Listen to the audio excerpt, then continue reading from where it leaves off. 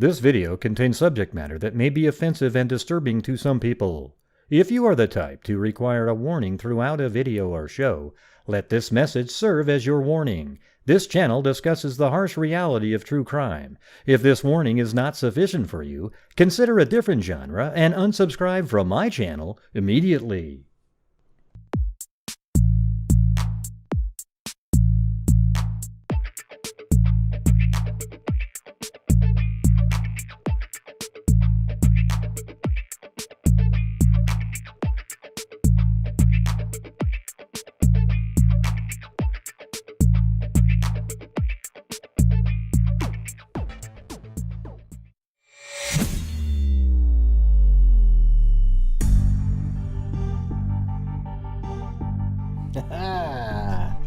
What the hell's going on, everybody? The US Open is over, and now I can do my show. I don't know why they have the US Open on Father's Day. Why not have it the next weekend? You know, I'm sure there's plenty of fathers out there that would rather sit around and just watch the US Open lazily all day long without having any obligations. Did you hear Gray was complaining about Father's Day? Hey, thanks K-Me and Jim Lawn up there. As you can see, we got the goal going again tonight, and the Super Freak, guess I can make that smaller up there. There we go, the Super Freak in the upper right hand corner.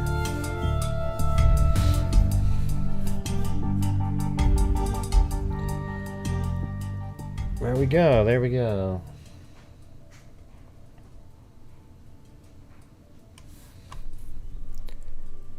Oh yeah, always complaining. Anyways, yeah, so tonight we're gonna do some John Forsyth. There was like an interview we did on a radio station, and then also go over this case in England back in the 80s. And then, if there's time, move on to this other one. I don't know. Alright, but as you all know, every single night on here we raise funds to help support my channel. That's what the goal is, okay? And I, in turn, with the money that I receive on the channel, it helps support me, and I donate over 50% of the net revenue to various charities out there, including... we are now funding 11 different DNA cases out there, and you know, tens of thousands of dollars of other charities. So that's what I do with the income from the channel.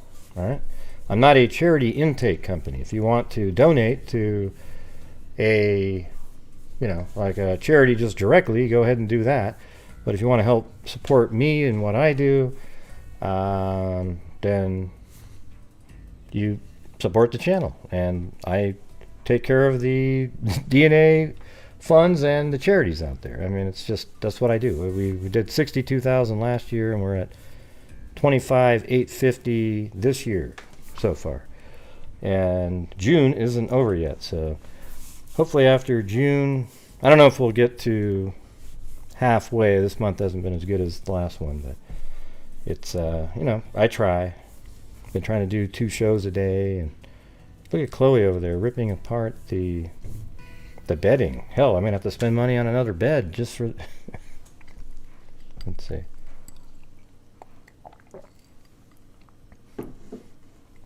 Oh, cool. Marine Co. Awesome. Glad you got it.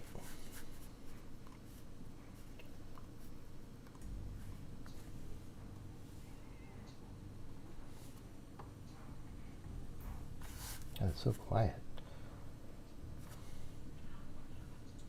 Oh, is it? I can't hear that very good in here. Oh, that's why. There we go. The audio wasn't high enough. That was probably really low for you guys. So there, that should be good. Maybe a little too high, maybe. Well, cool. Faith in humanity.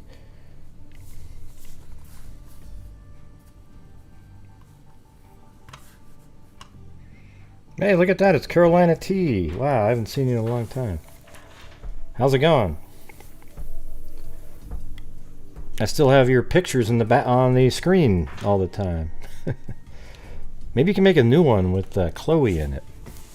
Thanks, great. Just her by herself, with the new look that her grown adult look. Oh, look at that! Was that awesome one? Look at that. That's when Chloe was hugging Blue. You see that?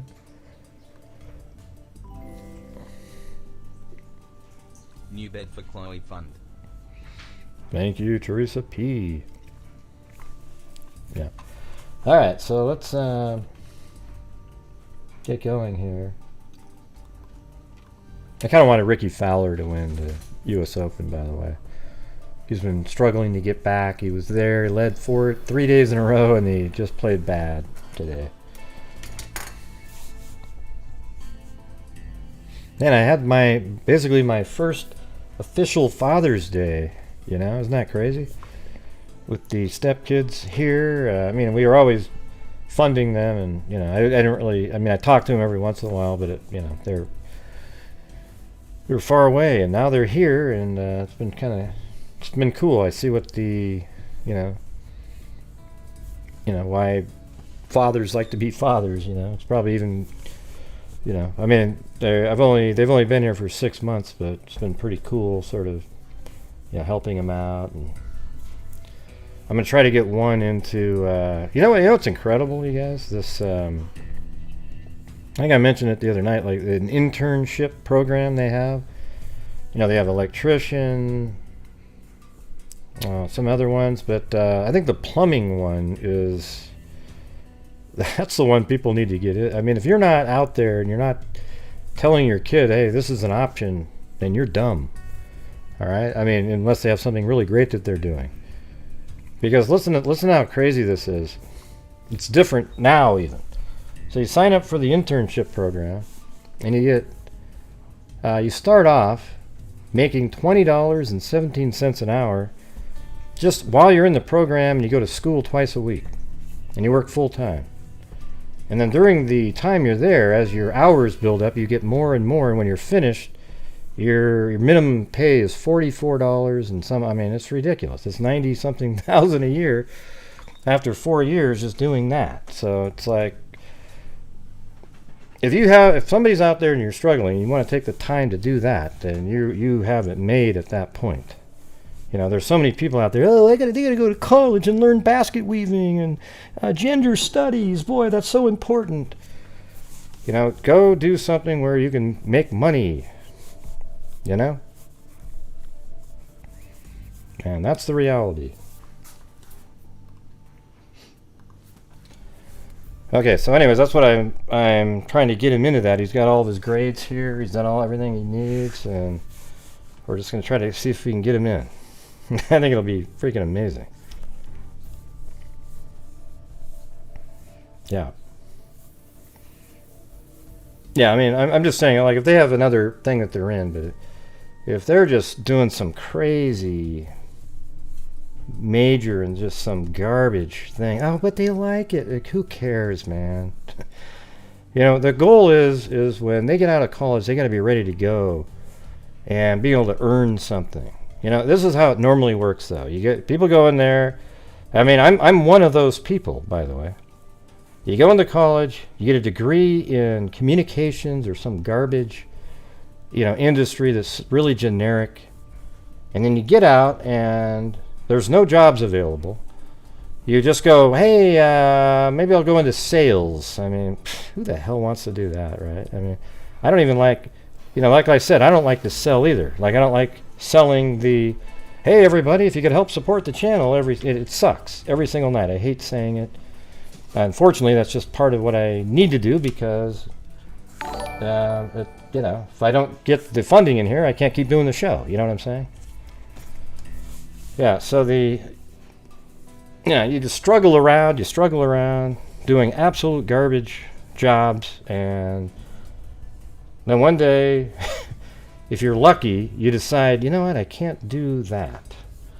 And, I happen to get a mom who said, you need a skill that people could can use, you know. And I'm like, yeah, that makes sense, doesn't it? So then that's when they put me in that school that I've talked about, where for 6 months I learned how to use computers and all that shit. And that's really been the basis of everything that I do now. You know, I used to be like a IT guy for a while, writing programs, and still do that now. All those skills of how I learned how to do 3D animation and it's crazy how that works, right? But I wouldn't let a child of mine, I don't give a damn what everybody says, if I had one and they were going to go to college, I wouldn't let them do whatever the hell they want to go do. You know, I'm gonna do international drawing. Okay, whatever the hell it is. I don't know what. There's just so much garbage out there now. It doesn't lead to anything. Okay. Put them somewhere where they're done, they got a job, and they're ready to go. Right? Yeah. Well, thanks, Carolina T. All right, ready? That's my soapbox comment of the evening. Sometimes you have to have tough love out there. I know you love to be an artist, okay? Or something, you can, artists are artists, right? It's hard to say something other than that. But these crazy majors, you can do that.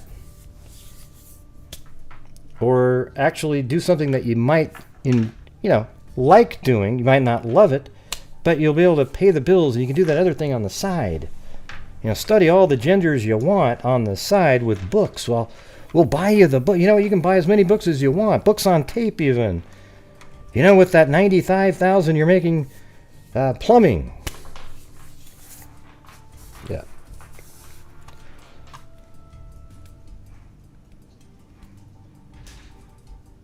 You can't post what, Cadillac?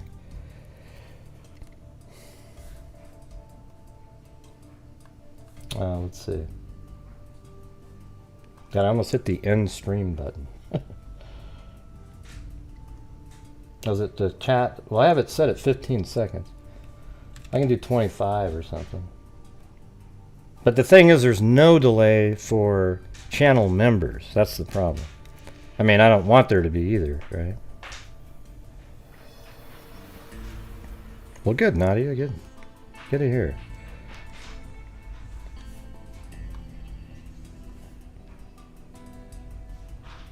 Thanks, Danielle. Yeah, it's just not worth any of those. None of those things are really worth much. Because then you have to be the top of your class of everything if you want to be a PhD in, economics, right? Then you get somewhere. Maybe get what's funny? There's like this industry where you have to get high enough, then you become a professor to teach other kids who won't get a job unless they become another professor. It's a pyramid scheme. Right? I mean, there's only as many professors as you can get, but that's the only job you get from going to, you got 500 kids in this class, and their goal is to be a professor somewhere. Well, there can only be like 10 professors out of that 500. You know what I'm saying? Hey, thanks for getting that membership up there. Yeah, maybe, I don't know. The Missy Beaver's case has just been so overdone. By the time you're done, it's the same thing every time. Yeah,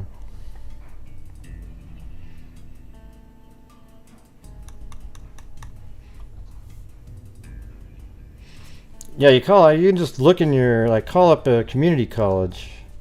They're in the community college system over here.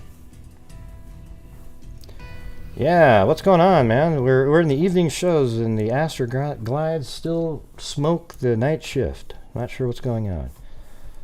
Union local sometimes. We didn't do a show today. I might do. I was thinking of doing the McStay trial. If you guys are interested in that. That was a case I was very interested in. Made multiple videos on that one. People drove out there. I figured out where the crime scene was, just based on helicopter footage and the design of the bushes. The patterns that the bushes would make. I'd go, okay, yep, boom, and there it was, and that's how we found the tire tracks, and it was a really cool thing. Experiencing that one. That's one of the cases we helped law enforcement. I always forget about that one, but we after we did the let's see, what was it? Yes. So when in the McStay case, here, I'll just go to that really quick so you can see this. It's really cool to see it. Thanks, Eugenie.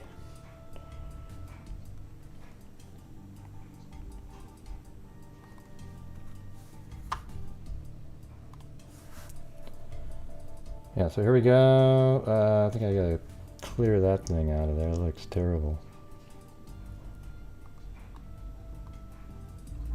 Is it that one or this one or? Wow. I have so many pins, it's incredible. Wow. I didn't realize I had that many.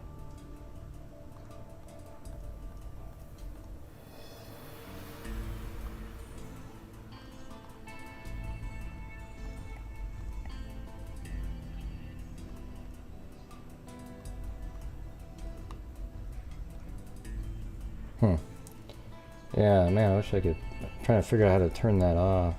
Well, I can kind of do it just without it, I guess. Thanks, Gloria Batari.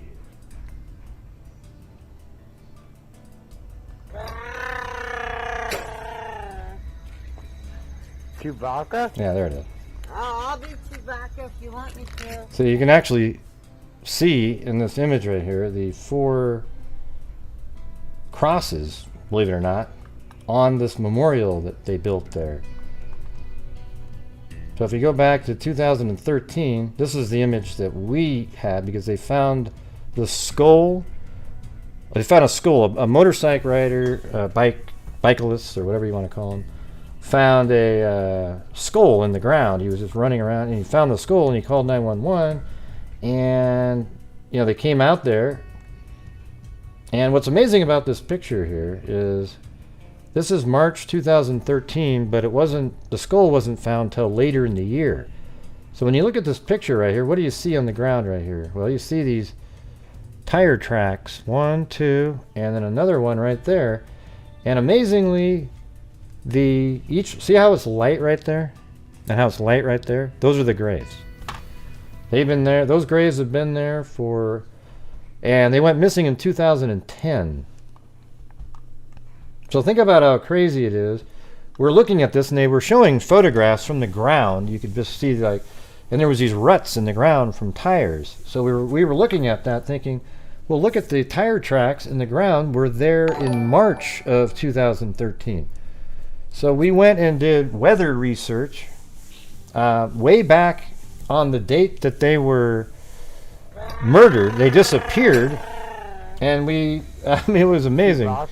We found that it rained. Hey, thank you, Kit Kat and Mary Anderson. And so we found out that it rained on, I think it's February 6th. I'm just going by memory here.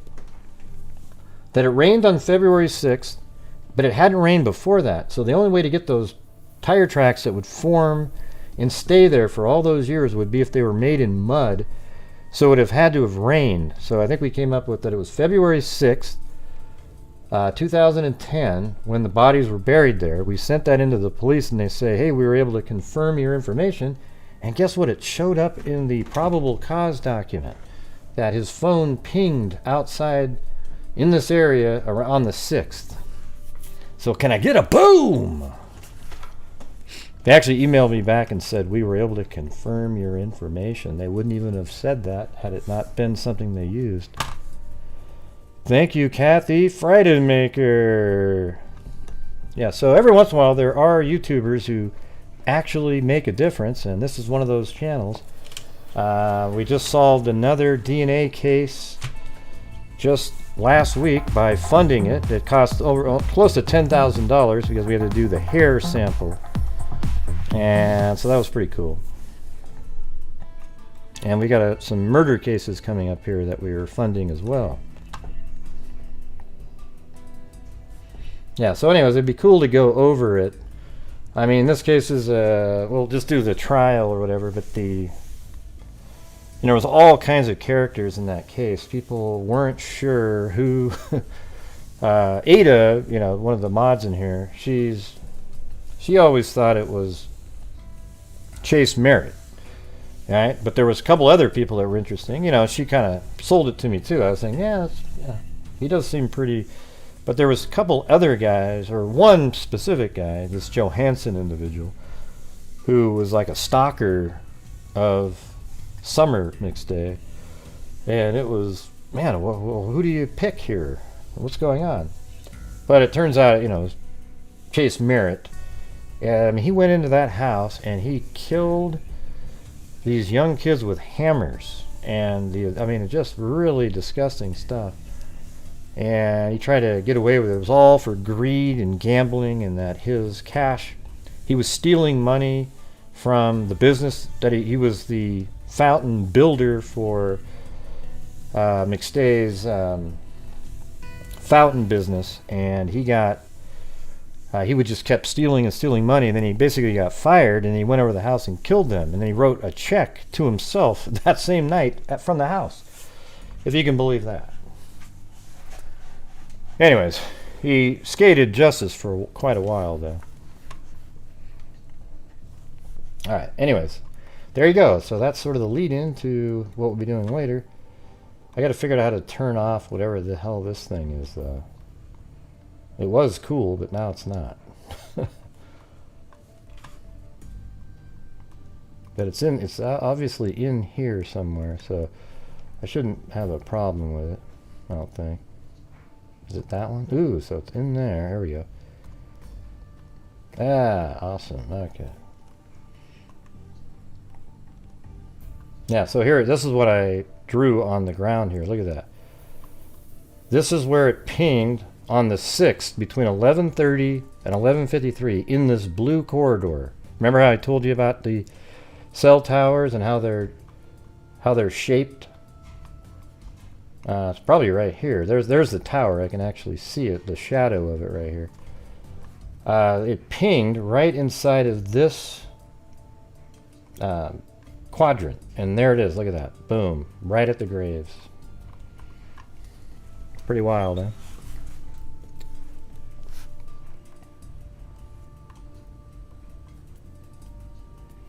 Alright, so let's do the John Forsyth now.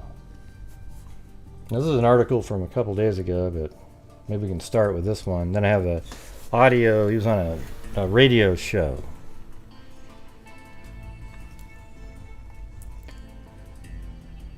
And if we could try to get to the goal tonight, that'd be great. Last night we didn't hit it again, and it was kind of too late, though. I did a 9 o'clock show. But well, the way it works now, if you're like Kathy Friedmaker's on there, and now it's at $37.50 for the points, but it's $250 points per dollar. So if you send in 20, you get like 2,500. But you can stay as the Super Freak too by building your own funds up. Right. And yeah, PayPal doesn't take any percentage out, so that's good too. But if you send 25 in, you get a notebook, the stress ball, and the blue pen. The blue notebook, the blue pen, and a stress ball. There you go. Alright. Okay, John Forsyth was known as a hard worker, doctor who cared deeply for his patients and often teased nurses in the emergency room to ease tension. He was a father of 8. That's pretty wild, you know. I mean, you wouldn't think that. And newly engaged, he also co-founded a cryptocurrency business. Everybody's really focused in on that angle. I mean, it could be part of it. With his brother. His sudden disappearance from a southwestern Missouri town last month and the eventual discovery of his body in an Arkansas lake has led those who knew him to wonder what happened to the man who seemed happier than he'd been for some time. A lack of information from law enforcement has only deepened the mystery, prompting amateur sleuths to espouse theories on Facebook. It's like the world dropped on us We're just shocked, said his sister Tiffany Forsyth. There's a part of me that's not quite sure this is real yet. I guess it comes in steps. Now, Forsyth 49 disappeared on May 21st from a parking area at a public swimming pool. His body, which had suffered an apparent gunshot wound, was found 9 days later. An autopsy was done, but a report isn't expected for at least 2 months. Law enforcement officers have released almost no details, except to say there's no danger to the public. I wonder how they... I mean, in that case, it seems more of a, well, I think the police might think he did it to himself, and that's definitely 100% a possibility, you know. There was a van that pulled up to him. So one of the things that I'm struggling with here, though, is Forsyth's car apparently was parked in this parking lot here by this swimming pool. So that's a pool without water in it in that shot. Maybe if you go forward here. Yeah, in May it has some water in it there. September they shut it down, I guess. Yeah. So he's in this parking lot. And I don't know if there's a camera on this building or there's a camera on this building over here filming the parking lot, but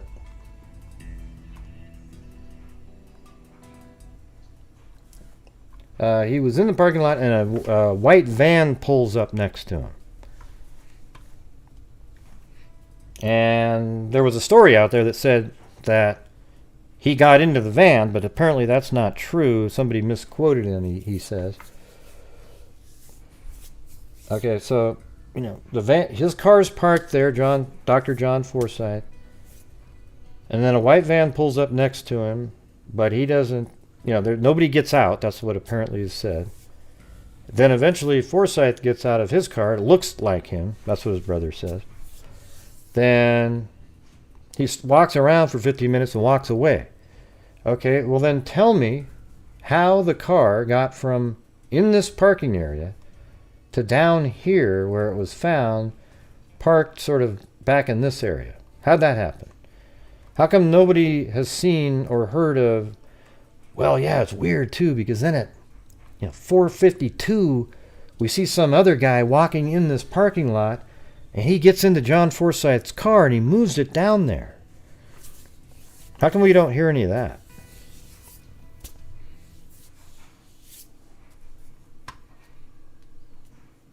Hey, thank you so much. Not your average chick. Man, I don't think I've seen you here in a while either. Hi, Gray Feek. Sorry I've been, MIA for a while, just dealing with some family stuff. And when I have been here, I'm really late and behind the whole show.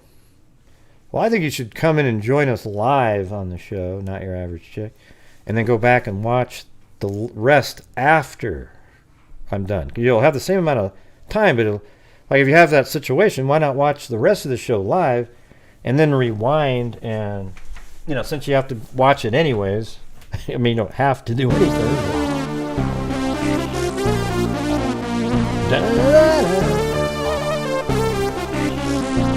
Hey! Well, thanks for all the nice words, too.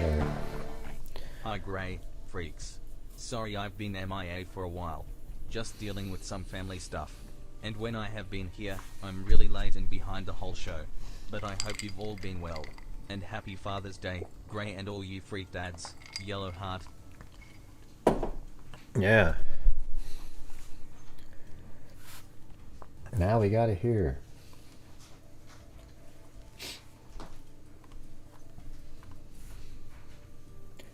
Forsyth 49 disappeared on May 21st from a parking area at a public swimming pool. His body, which had suffered an apparent gunshot wound, was found 9 days later. Okay, so some true crime followers on social media have speculated that his death may have been connected to the cryptocurrency company. Yeah, but I mean, why do you bring that up? I mean, it could be that he co-founded with his brother, Richard Forsyth. So you're putting the blame on the social media for that. even though you're spreading it, right? Multiple other theories have surfaced in a Facebook discussion group that has grown to more than 1,000 members. Posts in that group are now closed to public view. Only 10 days before his disappearance, a judge had finalized Forsyth's divorce, his second from the same woman. So he'd married her, then they divorced, then there was a long period in between, and they got remarried again. Then he got divorced, and then he was engaged to be married to somebody else who was then pregnant with. So he's going to have 9 kids. I mean, he won't be alive to see the 9th one. Let's see. The split was amicable, according to family members and his ex-wife's attorney, Ryan Ricketts, who said she was devastated by the doctor's death.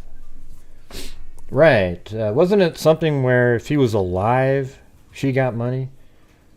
Like, yeah, she got money forever. Like, something like $17,000 a month or something. If I remember correctly, it was a huge number. Maybe 18... It was like 19,000 total. And the kids, I mean, it was just a crazy amount of money for all when he was alive to some undetermined amount. So I don't really see her as having much of a motive or anything like that to do anything. Richard Forsyth said his brother was excited about his upcoming marriage. And so Richard Forsyth is the brother. I've communicated with a few times. It's usually one 2-word answers. But boy, he can sure chat up a storm on those shows.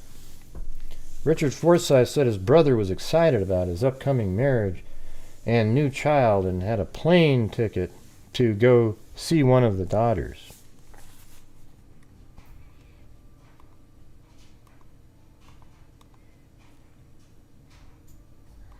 No, there it is. Yeah. So anyways, the phone lines are open here. We're going to go through this stuff, but if anybody wants to call in about the case, you can call on the Zoom there. Richard Forsyth said his brother was excited about his upcoming marriage and new child and had a plane ticket to go see one of his daughters.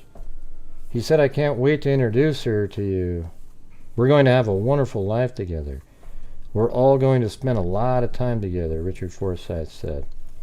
"I hadn't seen him that happy for a long time."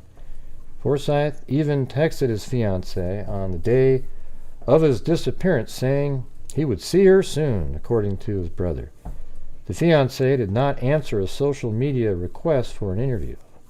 Alongside hopeful comments about his future life, however, John Forsyth had recently made cryptic remarks about possibly being in danger, his brother said, adding, "I think he crossed paths with some bad folks, and he didn't tell me about them." Hey, thanks. Caligal 3. Butterfly 23. Healing Nature 888. Make sure to go check these accounts out. Gert. Creme de la crime. Jesus. Christina G. Alright. There's like way too many true crime YouTubers at this point. I mean, I think there's probably like 500 of them now. It's crazy. Let's see. Forsyth even texted his fiancée on the day of his disappearance saying he would see her soon, according to his brother. The fiancée did not answer a social media request for an interview. Alongside hopeful comments about his future life, however, John Forsyth has recently made a cryptic remarks about possibly being in danger, his brother said, adding, "I think he crossed paths with some bad folks." I mean, it's interesting that his brother brings up these things like, he said he was nervous about these bad people, and he was abducted one time and had these, I'm not sure they're not handcuffs, but the plastic shit. My brain just doesn't even remember it right now. And they let him go and everything, and I mean, that story just sounds so crazy to me. That one where he's zip tied, that's the term. Yeah, like he was zip tied, and he was made to feel uncomfortable. Yeah, I just said that, Georgina. Did you see that? Let's see.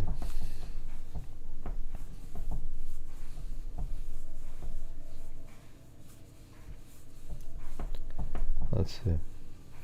I'm just reading some comments. Yeah. Well, I mean, I don't know if the brother, I'm not going to sit there and accuse the brother of anything. People always do that. I can't stand that shit. I mean, there's a possibility he's involved somehow. I don't know, I don't know the person. Some of the things he said are kind of concerning, I guess you might go, God, that seems so convenient. And then, so some of the other information is that his brother apparently gave them gifts, like really expensive gifts, him and his mom, and then he signed over the business, basically the power of attorney over to his brother just 2 days prior to him going missing, which was, I think, a day after he got engaged. I mean, it's really strange stuff. So while it's possible, let's try not to word things like, why not just say, I think, maybe like you think it's possible that, not, like you believe something without really having anything other than some strange wording. You know what I'm saying? Ho! It's Cadillac! Thank you, Cadillac. And there's the Velvet Army. Thank you, guys. Now I wonder if Velvet Army will get credit for the... So Cadillac took over. Now it's $42.50 to get over to become the next, not $42.50, but those are the points. I think 25 is something like, I don't know. I can't remember what the number would be. Thanks, the Velvet Army.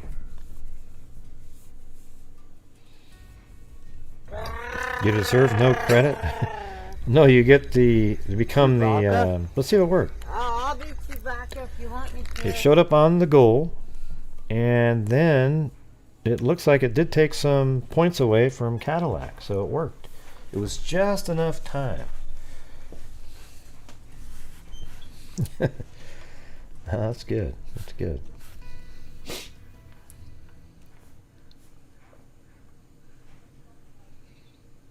Okay, so let's see right now. Forsyth even texted his fiancée on the day of his disappearance saying he would see her soon. Alongside hopeful comments about his future life, however, John Forsyth had recently made cryptic remarks about possibly being in danger, his brother said, adding, I think he crossed paths with some bad folks. There has been some confusion about what happened near the public pool where John Forsyth was last seen in Cassville, 40 miles west of Ozark Mountains, tourist destination of Branson and about a half mile from a hospital where he worked. On May 21st, the pool had yet to open for the summer season. Beaver Lake, a man-made reservoir used for recreation, and where his body was found, is at least an hour drive away from Cassville over twisty highways that snake through the Ozarks. So, this is the park right here, and he was found in this county, in this reservoir, in this area, and I think possibly even right across it said across the way from this area. So I guess it could be over here, something like that, but generally just right here. And so, yeah, I mean, it's a pretty windy drive down there.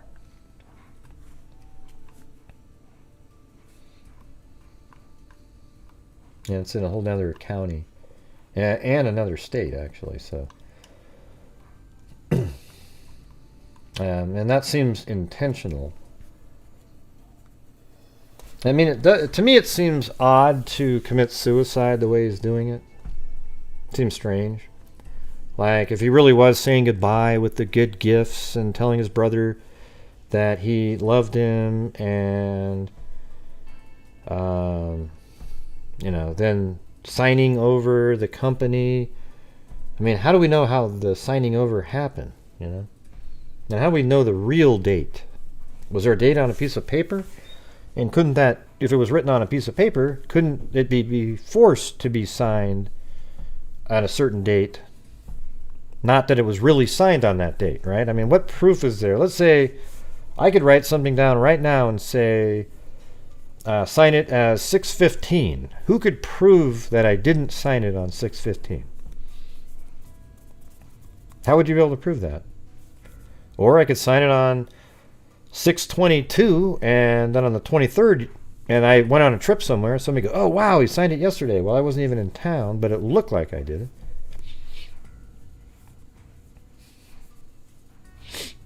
Yeah, so there's a whole bunch of things, as I've said a whole bunch of times.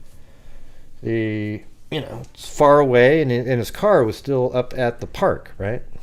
So, did he take an Uber? We said that the other day. I mean, how did he get there when his car is parked at the swimming pool? Now, he worked right here. This is where his vehicle... This is the park. I could get rid of this one. This isn't really... So it was down here at the recreation area, so we could put a pin here where the car was parked, seen by white van. So that's right there. But then he apparently walks away and never comes back. But his vehicle then is later found over here, which makes 0 sense at all. Who moved it? Who moved his car out of the parking lot to where it was found?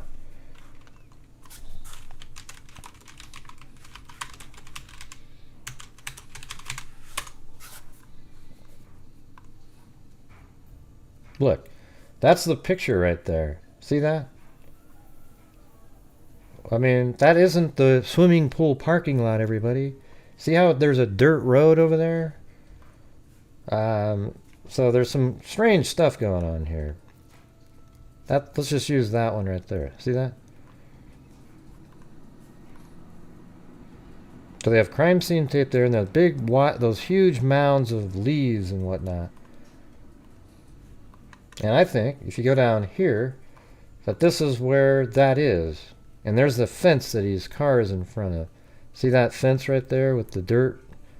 I think that is this spot. That's the fence. The car was parked basically right on the edge of that.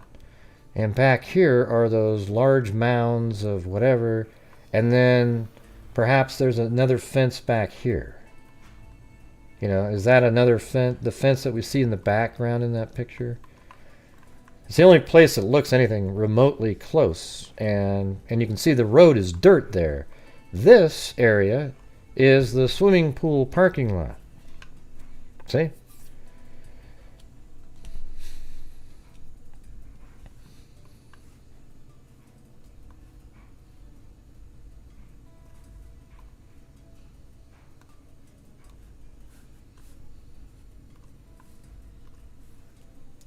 So far, authorities have not publicly indicated whether they believe he was murdered, shot accidentally, or took his own life. They have not said whether they found the gun that was used or whether the SUV was related to Forsyth's disappearance. So what did he do?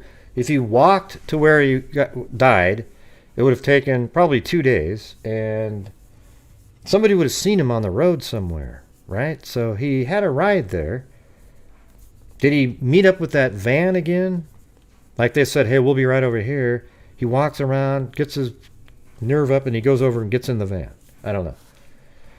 Authorities have also not indicated how deeply they are looking into Forsyth's connection to the crypto online publications covering the industry. Quickly took note of his death, which was confirmed just 7 weeks after authorities in San Francisco charged a tech consultant with the stabbing death of Cash App founder Bob Lee. Prosecutors believe the killing occurred over a dispute involving the suspect's sister. Yeah, that case was ridiculous. John and Richard Forsyth founded Onfo LLC.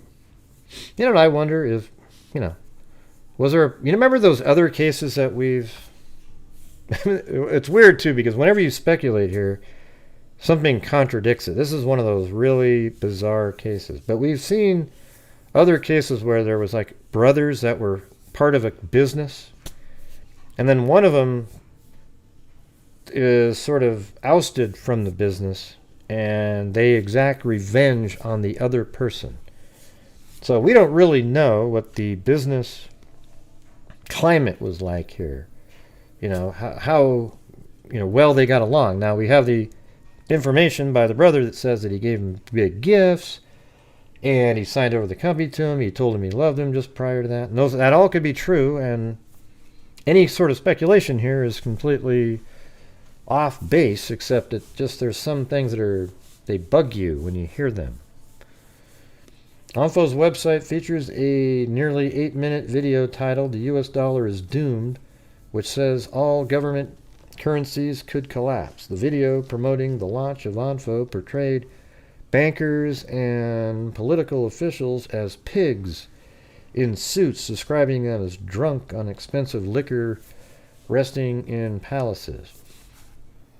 An online Forbes magazine story in 2020 described John Forsyth as a Bitcoin millionaire, but Richard Forsyth said he and his brother were looking to give large numbers of people, including poor people in developing nations, a chance to invest in decentralized digital currency. I don't know how that would help somebody. He described Onfo as fighting what the brothers believed crypto had become, driven by greed about Lamborghinis and billionaires and tax evasion. Right.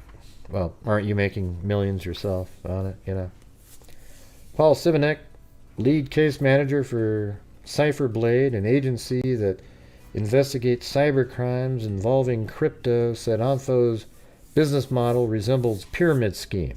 There you go. See, if this is true right here, then you sort of see this weirdness here. Huh? What are you talking about, Cindy? I don't know what that means. This brother, and then you have a face. There is not a single legitimate cryptocurrency project that operates in this way. So they're saying it's a pyramid scheme which relies on every growing number of referrals. See, that's probably why he wants to get involved with these poor people all around the world, and then you take all their money, but it's a little bit here and a little bit there, like millions of people giving $1, right? Richard Forsyth acknowledged that others might question whether Onfo was a multi-level marketing operation, but added, the key difference is that we never sold anything. And he said it's probably cost them millions of dollars rather than turning a profit. What we are just doing is saying to people, let's build this together. John Forsyth had substantial cryptocurrency holdings when his second divorce became final last month. The divorce decree evenly split his and his ex-wife's holding in Bitcoin and other digital currency. Ethereum, valuing them at more than $800,000, the decree also required him to pay an additional $15,000 a month to his ex-wife, as well as almost $19,000 a month for child support for their children ages 10 to 18. The decree estimated the value of John Forsyth's business interest outside his cryptocurrency holding at $1 million. Yeah, outside of his crypto holdings. Okay. John and Richard Forsyth were among 7 siblings and an extended family with more than 100 cousins. As we saw the other day, there was a picture of a whole bunch of them standing there, resembling, I don't know what was going on in the picture, if it was like a joke or what they were doing, but it was like or when it was taken, actually. But, man, it was a really creepy, weird picture. The family had a private funeral Saturday, followed by a public vigil Sunday night in a park. Colleagues remembered how John Forsyth often tried to lighten the mood in the intense emergency room. Anyways, I'm going to move on off of this. So we've got audio from a... Let's see. Yeah, like the Elijah Horror Show. This guy right here, I think. And down here, I have the link in the description so you can go check it out. But here's the Richard Forsyth interview there. All right.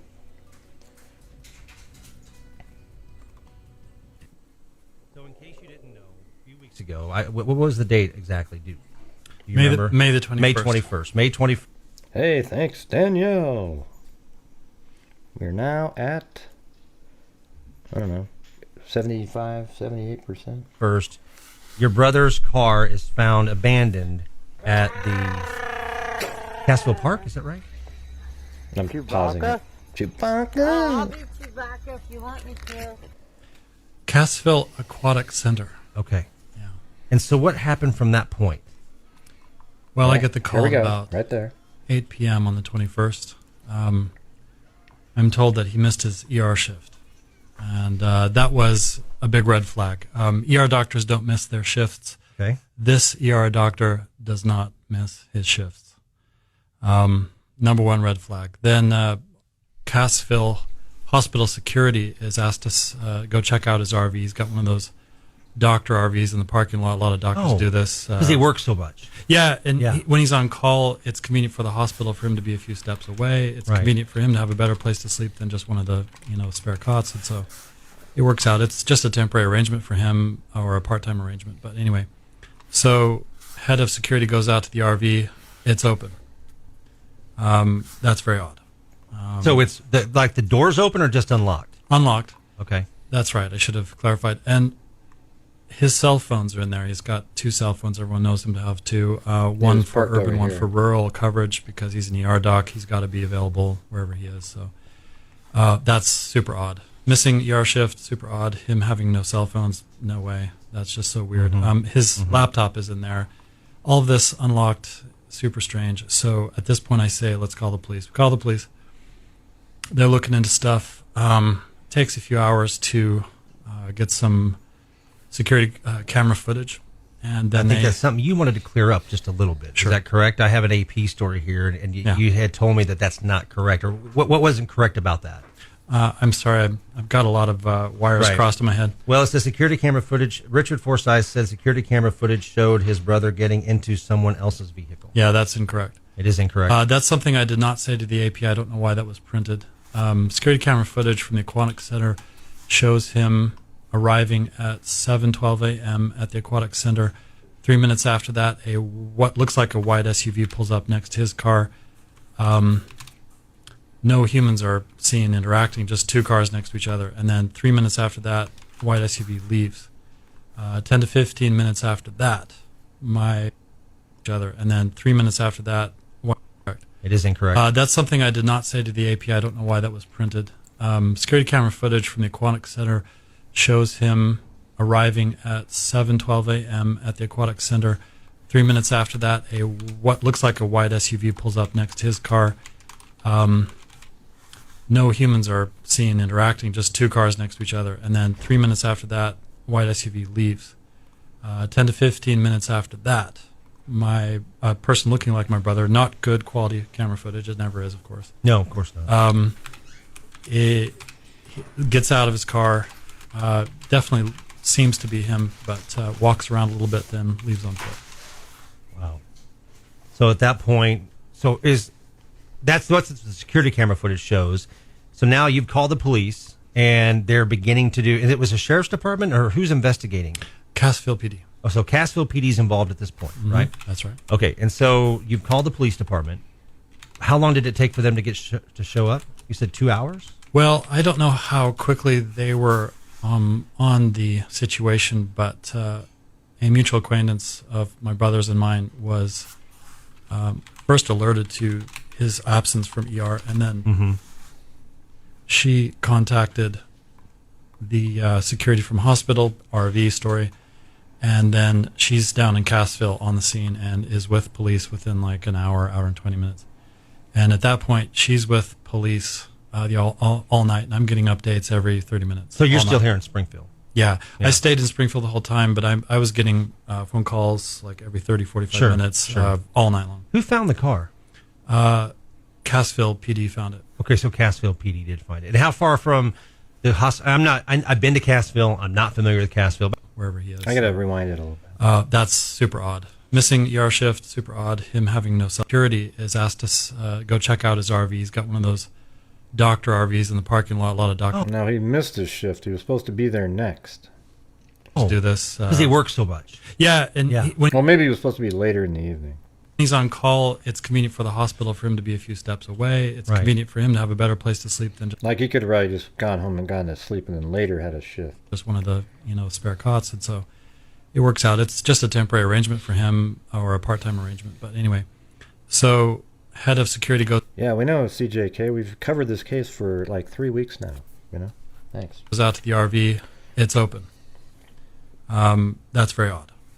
So it's like the door's open or just unlocked? Unlocked. Okay. That's right. I should have clarified. And his cell phones are in there. He's got 2 cell phones. Everyone knows him to have 2. One for urban, one for rural coverage, because he's an ER doc. He's got to be available wherever he is. So that's super odd. Missing ER shift, super odd. Him having no cell phones, no way. That's just so weird. His laptop is in there. All of this unlocked, super strange. So at this point I say, let's call the police. We call the police. Yeah, I'm not sure what you guys... Here, let's type this. Let me do a poll here.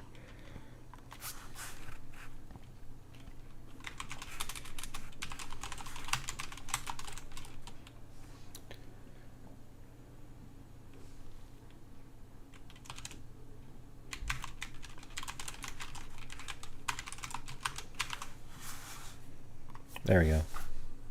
It's a question. I forgot to put the question mark on it. Looking into stuff.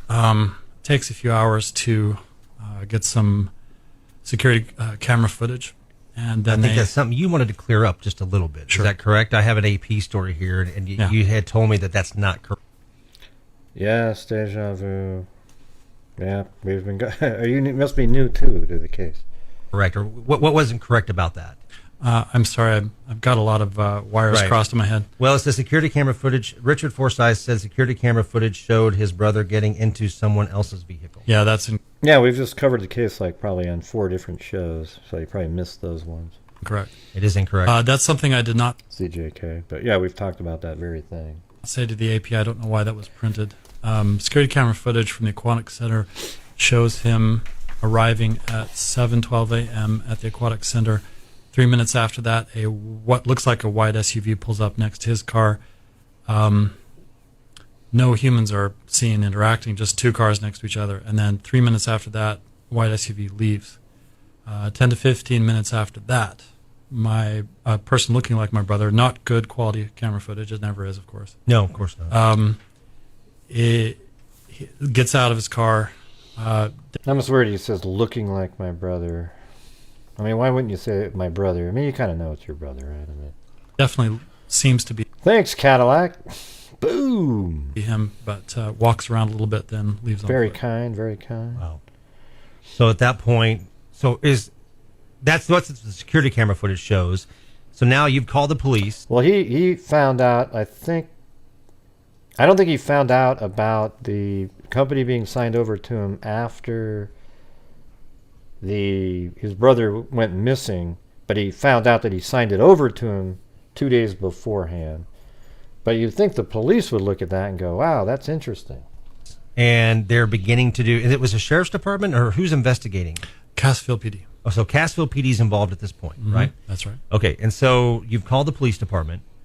How long did it take for them to get to show up? You said 2 hours? Well, I don't know how quickly they were on the situation, but a mutual acquaintance of my brother's and mine was first alerted to his absence from ER, and then she contacted the security from hospital, RV story, and then she's down in Cassville on the scene and is with police within like an hour and 20 minutes.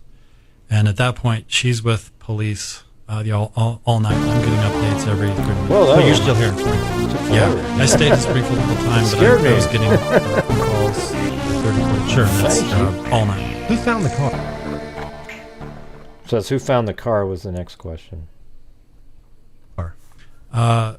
Cassville PD found it. Okay, so Cassville PD did find it. And how far from the hospital? I've been to Cassville. I'm not familiar with Cassville. But Yeah, see, what I always get frustrated with is if I ever got to interview him, I tried to, but he doesn't seem to. I think he knows that I would probably ask different types of questions.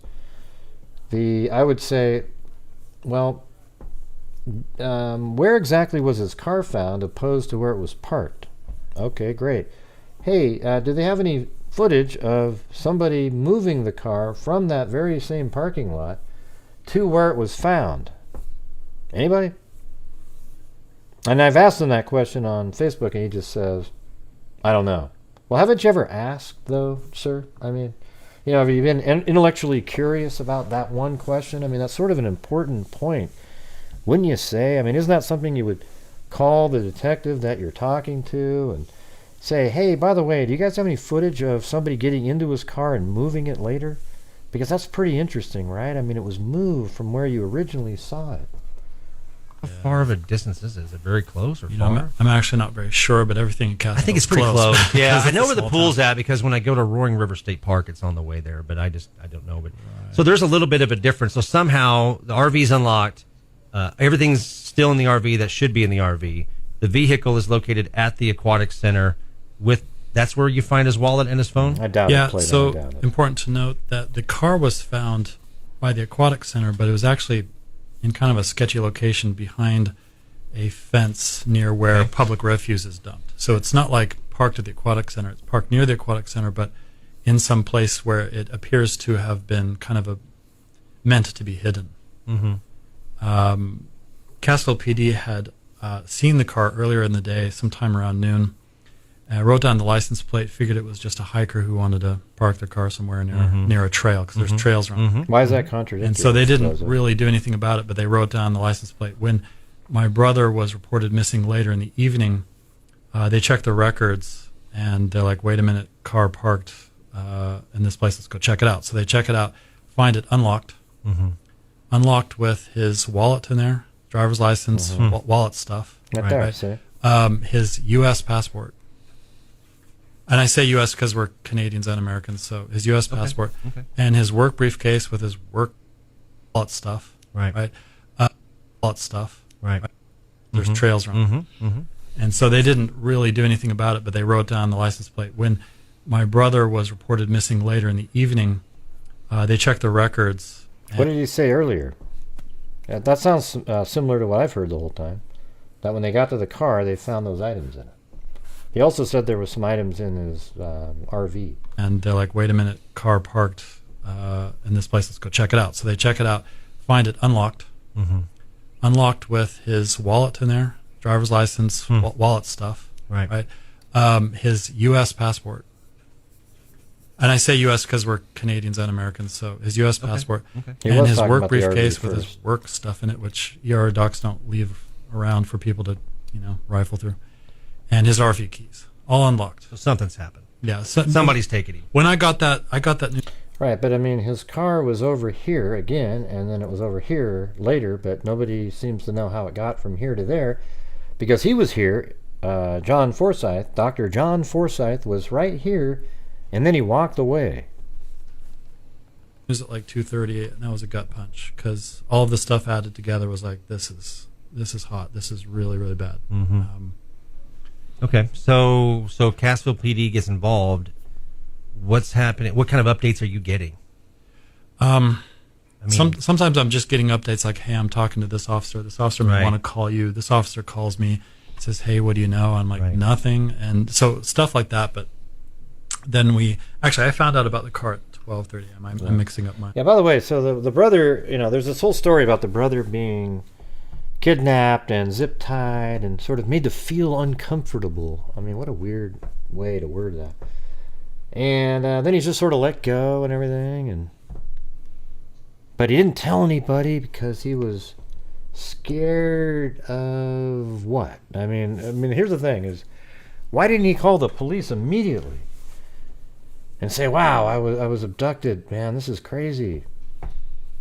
I mean, there could be something horrendous that happened, and these people did that, and then he doesn't feel like he deserves to live anymore, and so then he signed over his company, gave these lavish gifts. Did he just get married? I don't remember if he just got married or not. I can't remember. Did they just get married or they were just fiancé? Either way, he might have put her in the will, so she got something. Yeah, they were just engaged, so maybe she got something too, and his ex-wife probably got a bunch of the crypto like they were talking about, and then he also gave his remaining funds to his wife or his fiance so she could raise the kid, and he just took off. But how did he get there to the lake that's an hour drive away when he left his car over there? You could make an argument that he wanted to go over there and not bring his car because that would lead directly to where he was. If he went in another state, they wouldn't know who he was when they found him in the water. But that's also what criminals do. Criminals do that exact same thing. My story. Okay. 2:30 was when I got a call with the blow by blow description of the aquatic center. I don't think he said that. Mm-hmm. And that's when I heard the story about. I got to rewind it now. I'll go listen to it. Right. His U.S. passport. And I say U.S. because we're Canadians and Americans. There's trails around. Mm-hmm. Mm-hmm. And so they didn't really do anything about it, but they wrote down the license plate. When my brother was reported missing later in the evening, they checked the records, and they're like, wait a minute, car parked in this place. Let's go check it out. So they check it out, find it unlocked. Mm-hmm. No, unlocked with his wallet. Deja vu. A lot of this stuff is just what his brother's saying. Nobody has any confirmation. Now, if the friend comes forward that told the story about the zip ties, then I'll believe that story. Okay, but it's hard to believe all this stuff. Too much crazy stuff going on. In there, driver's license, wallet stuff. Right. His U.S. passport. And I say U.S. because we're Canadians and Americans, so his U.S. passport and his work briefcase with his... No, the behavior panel does not need to analyze them, Danielle. Okay? They are excellent after the fact. Or in something crazy like UFOs, okay? I mean, I believe in UFOs, but analyzing somebody on that, it's easy to just kind of come up with something you'll most likely be right. Work stuff in it, which ER docs don't leave around for people to... rifle through.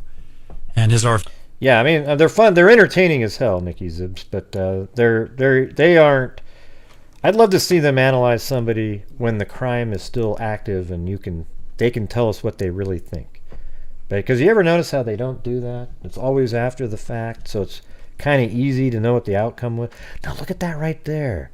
Now look at Chris Watts. See how he, give me a break. Keys. All unlocked. So something's happened. Yeah, somebody's taking him. When I got that news at like 2:30, and that was a gut punch because all of the stuff added together was like, this is hot. This is. Well, I mean, I think it's entertaining, and I'm sure they're onto something with people have certain tells and this kind of thing. But I noticed that they don't take on active cases right now because. I mean, you could all couch it as an opinion, right? Yeah, I remember that one, Nicky Zibs. Yeah, they did pretty good on that one. Really, really bad. Mm-hmm. Okay, so Cassville PD gets but involved. you know what's weird though is I believe the parents without having to analyze them. They made sense to me. I understood it. I never thought that the parents in that case had anything to do with the kid missing. What's happening? What kind of updates are you getting? Sometimes I'm just getting updates like, hey, I'm talking to this officer. This officer may want to call you. This officer calls me. says, "Hey, what do you know?" I'm like, Right. "Nothing." And so stuff like that. Yeah, what'd they come up with Nikki Bully's? I didn't hear them say that. I don't think it said that, Cindy. But then I found out about the car at 12:30. I'm mixing up my. Maybe right here. Maybe right here. 2:30 was when I got a call with the blow-by-blow description of the aquatic center security footage. Mm-hmm. And that's when I heard the story about the car showing up at 7:12, the white SUV leaves. He's So Cassville PD is sharing this information with you. yeah, they're super transparent about it. Yeah, I'm not sure why you interrupted him right in the middle of explaining that again. Right. Very professional, very nice about it. The lead guy in the case had been up all day, was up till some crazy hour, and asked permission to just take a nap and then get back on the case. We're Yeah. like, yeah, dude, Right. get some sleep. Cause, Right. Yeah, and then we had another officer during that time checking into things, and so by 8 a.m., I'm calling family and saying, yeah, something's up. He's not on some kind I mean, I like watching the behavior. I do watch the behavior panel. It's more for me. It's just sort of entertainment, though. I don't go, "Oh my God, whoa, we know this person's guilty now." You know, I don't look at it like that. country road with a flat tire. That something's really up. Right. Right. You have a sister too, correct? Is that Five sisters. Five. Yeah. Holy cow. Seven kids. All right, you guys got a big. So you have to share all this information with all the families. So what are you as a family? What are you guys thinking about? Yeah, I mean, he does do that, Billy Giuliani, and I agree with that. That's one of the contradicting elements in there that I think about. It's like, wow, he has an opportunity to say, you know what, he sent me those gifts and everything, but maybe he thinks that'll make him seem too easily convinced that it was a suicide, and people will go, "Oh, look at, he's trying to sell that," right? Yeah, well, didn't they do something with Candace one time? Nikki Zubs? I thought they had Candace Wells on there. Thanks, Michelle H. And by the way, you guys, we are almost at the goal here, but if we could, try to push it tonight to make up for a little bit of last night, that'd be awesome. What's happened? I mean, what's?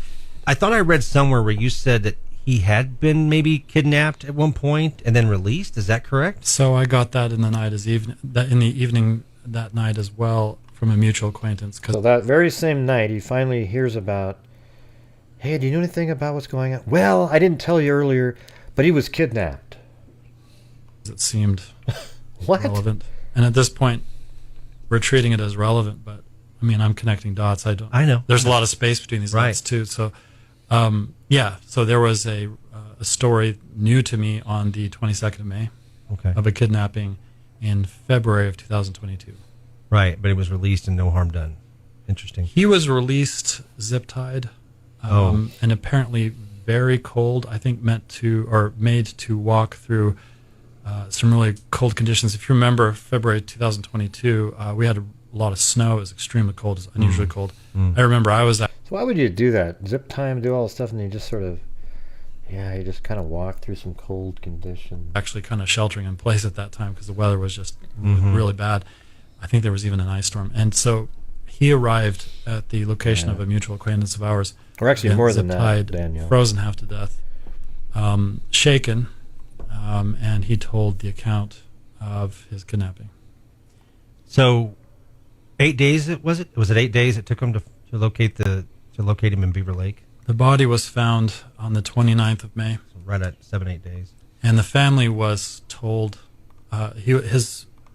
the confirmation of his body, the identification, took about a day. So we were told the evening of the 30th. And what's going on in those 8 days? A lot of talk, sometimes calls from police asking what we know, reviewing what we know about his disappearance. Between family members and friends, a lot of talk about how if this is related to the kidnapping, if some folks are wanting to harm him or kidnap him again. We were all talking about how we were just certain he made a clever escape, and we were hoping that he was up in Canada or somewhere safe. And just trying to think optimistically. Oh yeah, yeah. Of course, it'd be hard to go that far without all your stuff too, though. I mean, there's just a lot of things that's going through your mind, and your family is struggling to cope with this. I'm sure, right? Because everything I've read, I didn't know the guy, obviously, but everything I've read is, I mean, he's a family man. I mean, he did have some kids, right? Yeah. I mean, there was what, 8 kids? Is that correct? Yeah. And he was, I know he went through a divorce and was going to get married again in the future, at some level, correct? Yeah, that's right. So, I mean, everything I'm reading is everybody liked him at the hospital, right? I mean, He was very well loved there. Yeah. okay, so finally, he's located at Beaver Lake. What's going on with the investigation currently?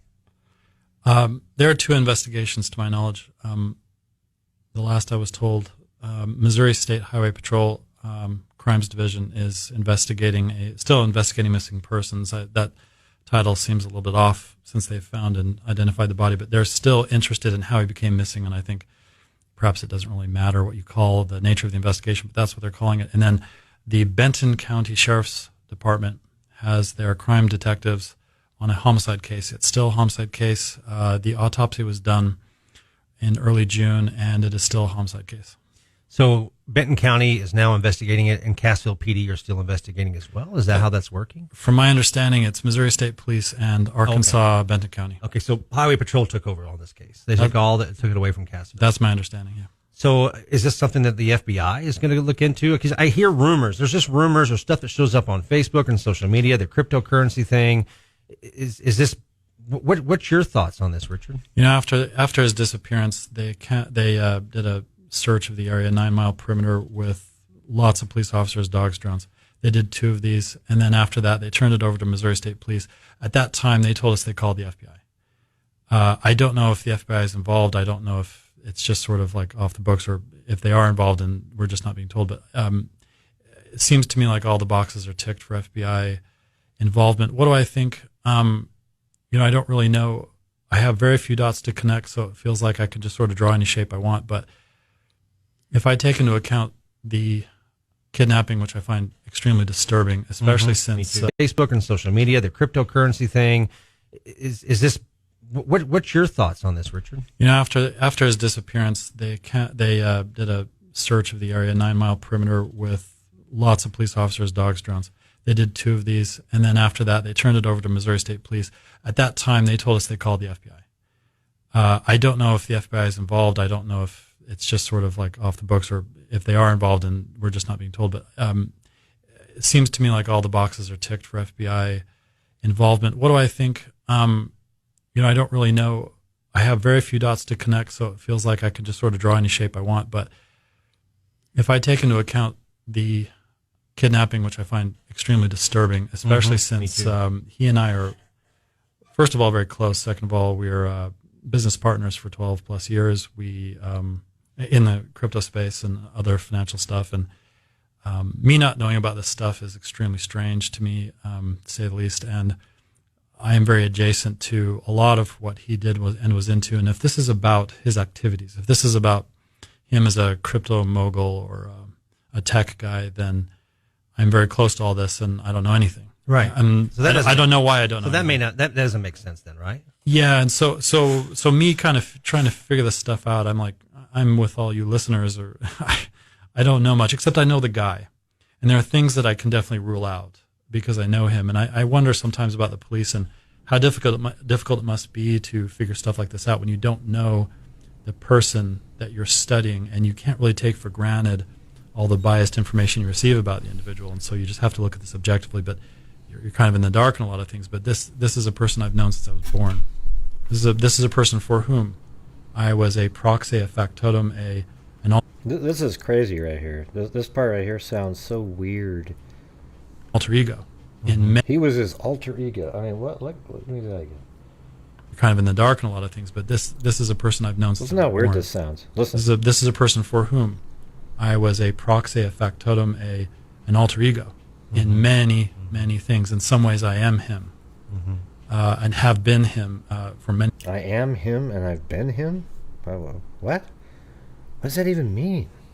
Many things, but in these matters, the kidnapping, and if it's related to these recent events, I am in the stadium up in the cheap seats. I don't know, but so what do I think? I think this is related to the kidnapping. I think probably the same as everybody else. It comes back to why was he kidnapped, though, right? Or was No money taken, right? I mean, none of the bank they accounts did have the been hacked. crypto company together. Right? So what? I mean, they've probably been shut down. I'm just guessing. I have no idea. I don't know either. The thing about my brother is that Thanks, Cadillac. You basically did way over half of the whole goal by yourself. I'd hope the rest of the freaks that'd like to help out tonight could. That'd be absolutely awesome, so we can get ahead of ourselves. he's a wealthy man, but I don't know how wealthy. People Right. ask, how is that? You're so close. You're whatever. No, it's not like that. Not like that. I don't.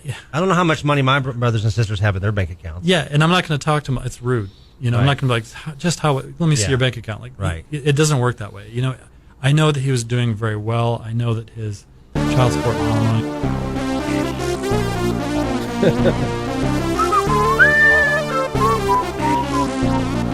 Thank you, Cadillac. Definitely ain't no Pinto, I can tell you that. Not a problem, not even close. A lot of people have theorized, oh, he just got sick of that stuff and wanted a new life. Look, he had a great life. He was doing extremely well. That stuff was not stressing him out. He was optimistic. He was looking forward to all kinds of things. He had all kinds of plans. We had all kinds of plans. We were passionate about a lot of things. It's John Forsyth, Richard Forsyth, John Forsyth's brother, Patty. He was. The last time I saw him was on the 17th of May, a few days before he disappeared. We had a 3-hour lunch. We were talking about plans, about how good life was, how happy he was. I told him, I said, this is the happiest I've seen you in a long time. And I said, I'm really glad that you're this happy. And he was just so full of life and plans and optimism. This is not a guy who, since he was born, this is a guy who's physically incapable of being depressed for long. It just wasn't in his nature. Right. He had too much energy. He was too optimistic. He was too solution oriented to sit around feeling sorry for himself or to think that there's no hope. That's just not him. If you're just joining us, we're talking to the brother of Dr. John Forsyth, who died on we're not sure what date exactly. However, the body was found on May 28th out of Cassville, and we're talking to his brother Richard here today. And again, just now that I'm seeing you and talking to you, and I wish the studio or the audience could see you in the studio and seeing the passion. And this is so thankful that you're sharing this story with us. And again, our condolences to what I just learned is you have 5 brothers and sisters, and it's a big family, and that means a lot of nieces and nephews, everybody impacted by this story. Yeah. And of course, Dr. Forsyth himself had several children and a fiance so there's a lot of emotion here that he's holding back, and we appreciate you sharing your story. My question is that where do you know, are they communicating you and giving you the family updates on what? Wait, what? Why do you want to know what bank my brother uses? Gray, do you know what bank your brother uses? What? Ray, do you know what bank her brother uses? Oh, I know what bank my brother... Wait, I know what bank my brother uses. Oh, no, I do not know what my brother's bank is. Yeah. But if I was working with my brother, I would know what bank we used. He lives in Seattle, I live in Portland. We don't have any interaction financially like that at all. So, what's going on with the current investigation? Are you getting any information at all? Do you know what your social security number is, Danielle? Don't forget to type it in the chat, everybody. Yeah. Or Just kidding. That was a joke. I think this is a cold case, or where they at on this? I'd like to say, on behalf of the police, they warned us early on that they wouldn't be able to share much because that's the nature of criminal investigation. Sure. If you just start leaking rumors and stuff, that hits the press. People kind of go nuts with theories, and innocent individuals get blamed. And Poor Danielle. Look at that face. You know, need to put the face with the straight eyes and the straight mouth, and then it looks good. We see it on TV. scalps get cut, and that Right. stuff like that just can't be had in a Makes serious sense. It investigation. makes But sense, yeah. so they warned us that, but they have given us a small update today. Good. Just hours ago, in fact. They have been able to Well, that's creepy, Plato. Wow, that's creepy of you.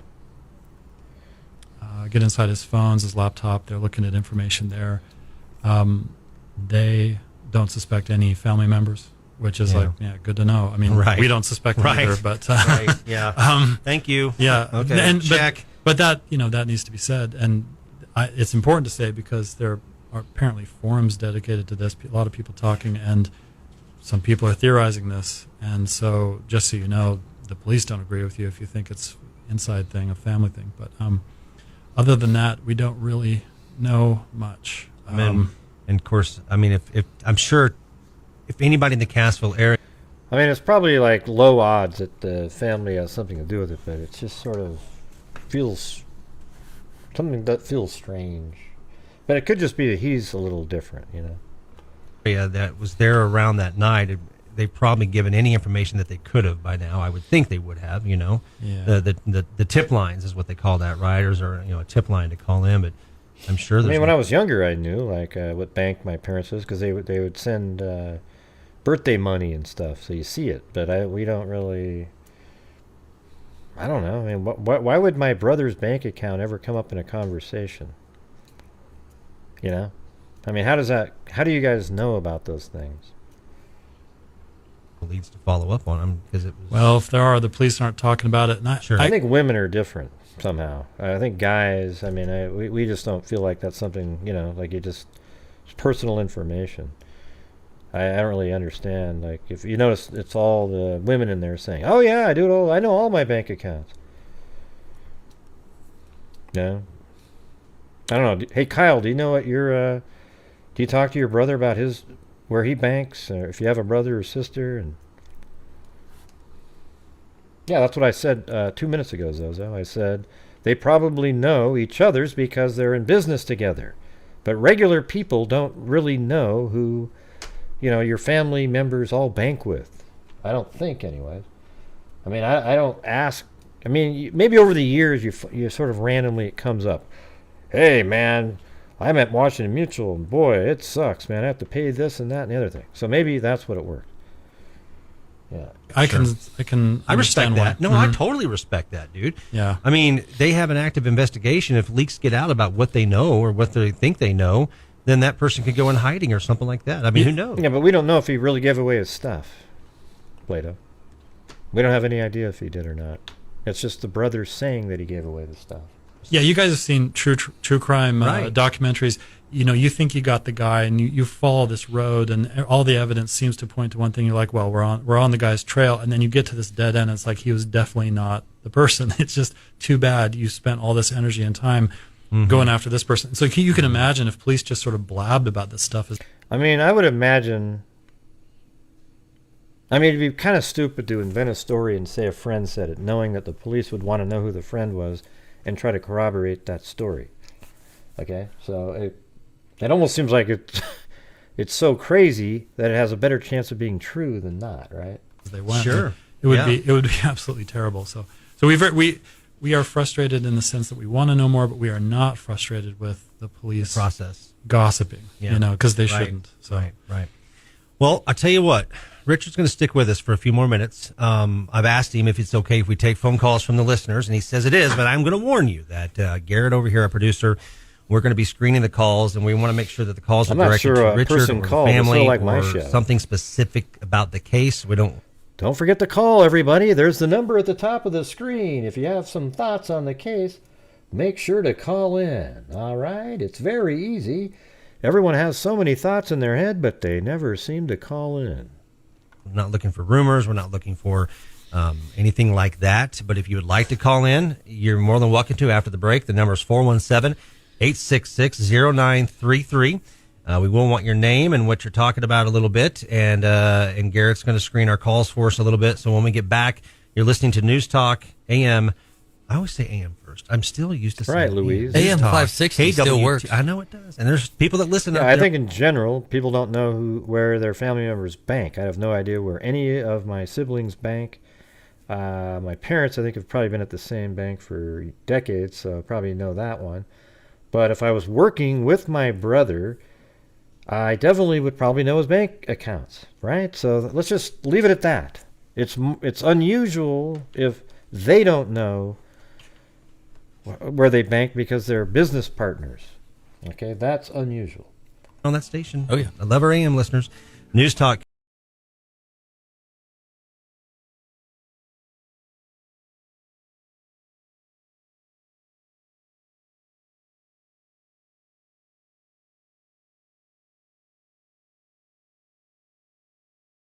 Better get you past can imagine. So we'll see how this goes. But the number, if you want to dial in, is 417-866-0933. 417.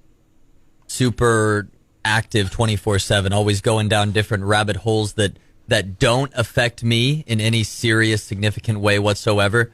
So when there are rabbit holes and conspiracy theory type things out there that are about a member of your family, how do you balance feeding into that a little bit and at least knowing what's said, and then I guess kind of backing off and letting your mind rest and just relax for a while? Oh, it's pretty. Yeah, and the link to this, I don't know if you call it, I don't think it's called a podcast, but it's in the description, and it's called The Elijah Horror Show. And the link's in there, so you can click on it. It's the first one below sources, okay? Hard to rest. I'm not getting a lot of great sleep without sleep assistance, like, you know. Hey, here we go. Hello, who's this? 445. Hey, great. How you doing? It's Brian. Hey, what's going on, Brian? Yeah, I haven't talked to you in a while. I just want to see how you're doing, bud. Yeah, pretty good. You calling about this case? Oh, that's good. Oh, this case I actually just started watching. I have no idea. What is this case about again? If you can just give me a quick overview. Oh, come on. Do you just call a quick one? I think you called it troll me. I watched yesterday's episode, last night's episode today, about the toy box killer. That was a great episode. That was some sick stuff that people were doing. Oh, my God. Yeah, that's crazy. I think it's even worse than what I was saying. I was trying to figure out, somebody said there was a documentary. I think they said it was on Amazon, and I found the one that was 30 minutes long. It seems like something I could do. It wasn't even, I'm not even sure. Can anybody just make a video and sell it on Amazon? Because that's what it was like. It was weird. It was just sort of... it was on Amazon Prime? Yeah, but it was just weird. It was just like a Joe Schmo video, like a YouTuber. Okay. Oh, okay. Just on... That's weird. Yeah, you think it would be better. But this is... this case is John Forsyth. Dr. John Forsyth, he was a doctor. He worked till 7 a.m. at a hospital, and then you see his car being parked over at a swimming pool at this park nearby, near a swimming pool, and then a white van pulls up next to him. They don't see anybody get out, but the white van pulls away, and then... Well, it is interesting. The brother now mentions that a person looking like John Forsyth. So what if the van was parked in a way that it was blocking the view, and they kidnapped John Forsyth and put him in the van, and then somebody else walked around? But then why would that person be lingering around walking? So that doesn't make any sense. So anyways, the van pulls up next to the car in the parking lot. Then the van drives away, and then Forsyth is seen walking around for 10 or 15 minutes, 15 or 20 minutes. And then he walks away, but then his car is found in a different location down the road there. And, maybe it's possible that is where the car, they're saying in the parking lot, where his car was found was in like this, it wasn't a parking lot, it was on a dirt road with a fence just down the road. So I guess it's possible that a camera was filming down there, and that's where the white van, that would make the white van way more nefarious. If the white van pulled up to him next when it was parked by that big mound of dirt and the fence, and then he disappeared, and then his body was found about an hour drive south in a lake with a gunshot wound. But prior to that, he'd given his brother a really expensive gift, signed over the company to him, told his brother he loved him, gave his mom a really expensive gift. Just got engaged to a woman who was 8 months pregnant with his child. He had just got divorced. Divorce was just being finalized. And from another woman. I've been busy. Yeah, he just got divorced from a woman. And in the divorce settlement, he would have to pay $19,000 a month, sort of alimony plus child support. And she would only get it if he was alive, so she didn't really have any motivation to do anything to him. So, true. There's a lot of weird stuff, and him and his brother started a crypto company, blah, blah, blah, blah. Yeah. Very deep case. Did you do any episodes on this case recently? Yeah, yep. I've Oh, okay, done I like gotta this go is like back and watch the them, fifth definitely. time, probably the fourth or fifth time I've covered it. All right, yeah, I'm going to go back and watch some of them. I'm going to finish watching the show tonight. I just want to call and see how you're doing and stuff. And like I said, you and the freaks are doing amazing things as usual. Well, there you go. Yeah, we just solved another DNA case. Well, we didn't do it That's ourselves, but we awesome. paid for it, the whole thing. Yeah, you helped. It's like you said, it's you and the freaks, like everybody. That's why I wish everybody could just be like you one, dude. Some of these true crime channels on YouTube are a disgrace. They really are. And how many But they subs think they're have, awesome. Yeah. Oh, they are. They think they're a lot smarter than they really are, too. Yeah. Oh, that's great. I always get a good laugh out of you each night, too. I watch your show. I like your dry sense of humor. You're my type of guy, like I said before. All right, you have a great night, okay, bud? Hey, you too, man. Thanks. Have a good one. All right, bye-bye. Bye. Brian. Sometimes I'm not sure if he's trolling me or what's going on, but I think he just wants to call in and say hello. But yeah, you guys, if you guys, you know, that's the whole deal. I know it sort of sucks, you know, but every single night on this channel, we raise funds. So it doesn't have to be like you send in $20 or something, but if you send in $2, $3, whatever, it goes to support my channel because I have to justify doing these shows every single day. But then I donate over 50% of the net revenue to true crime related charities. Like right there. Thank you very much, Donna D.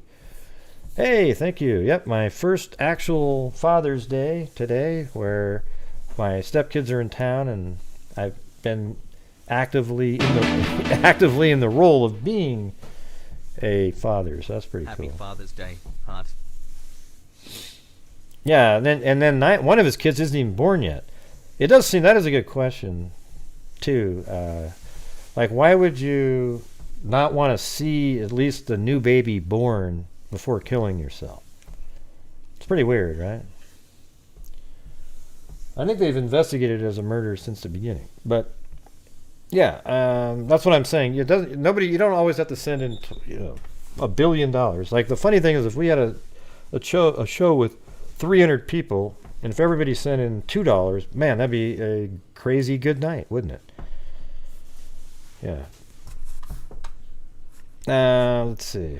I don't know what they're calling it. I think they've investigated it as a murder since the beginning, I believe. Just to, to get more resources in there. I don't know, though. Sleep aids and stuff like that. I'm not. But how do you avoid it? I mean, in my position, you don't.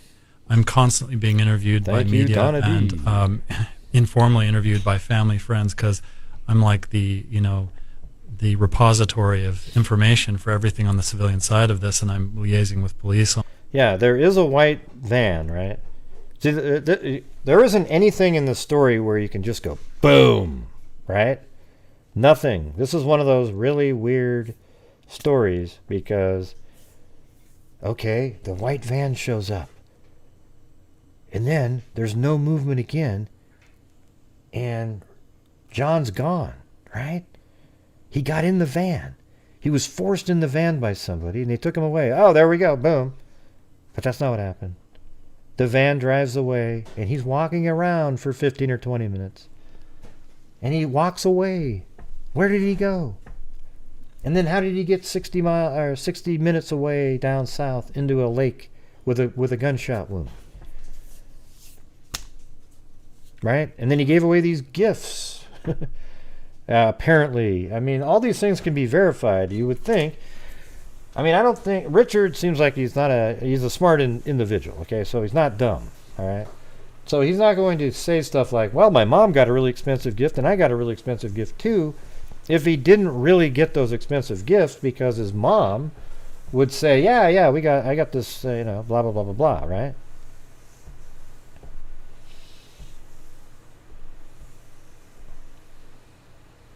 Mm-hmm.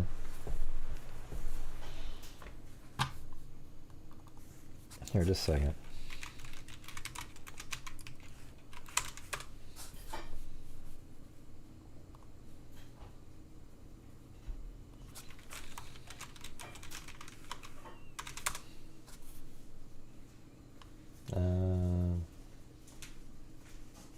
Yeah, it's weird. Oh, there he is. So this is the brother right here. This guy. That's Richard. That's the one talking right now.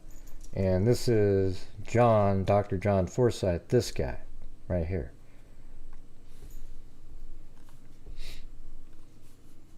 A lot of things. So I'm right in the center of this stuff, and in my brain, this stuff is just constantly churning. And besides that, I want to know. Yeah.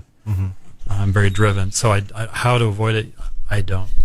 Except that I have to take some breaks, and so. Sure.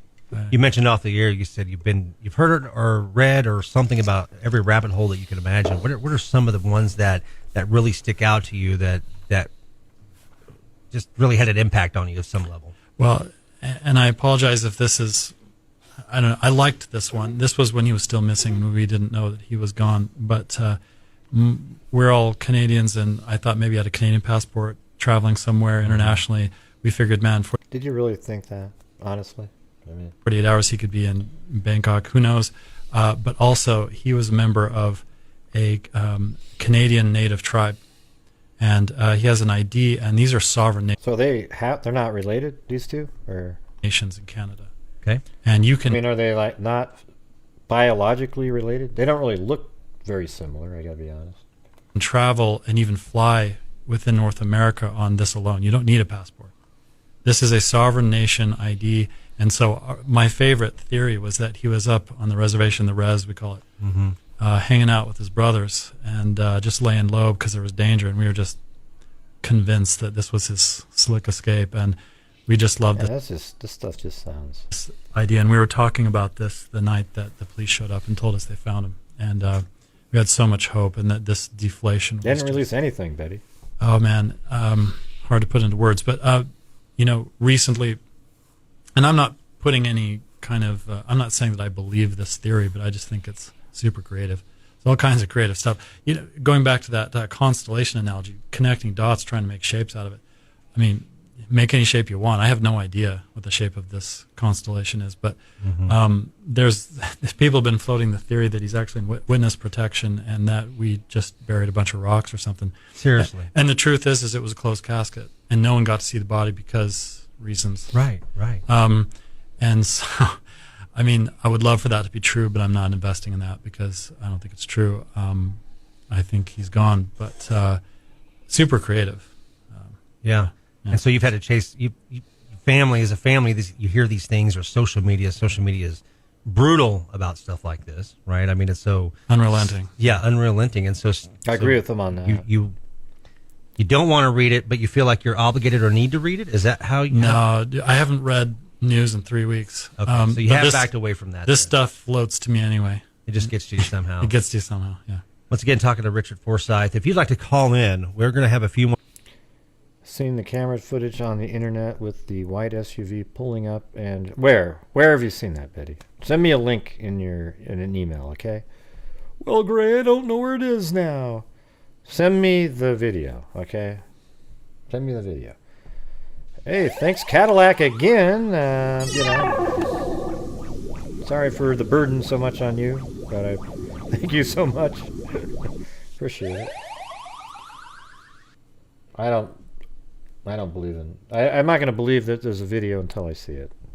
Okay. 4 minutes here. The So lines either are open. have the link and send it to me, or it doesn't exist. 0933 417-866-0933.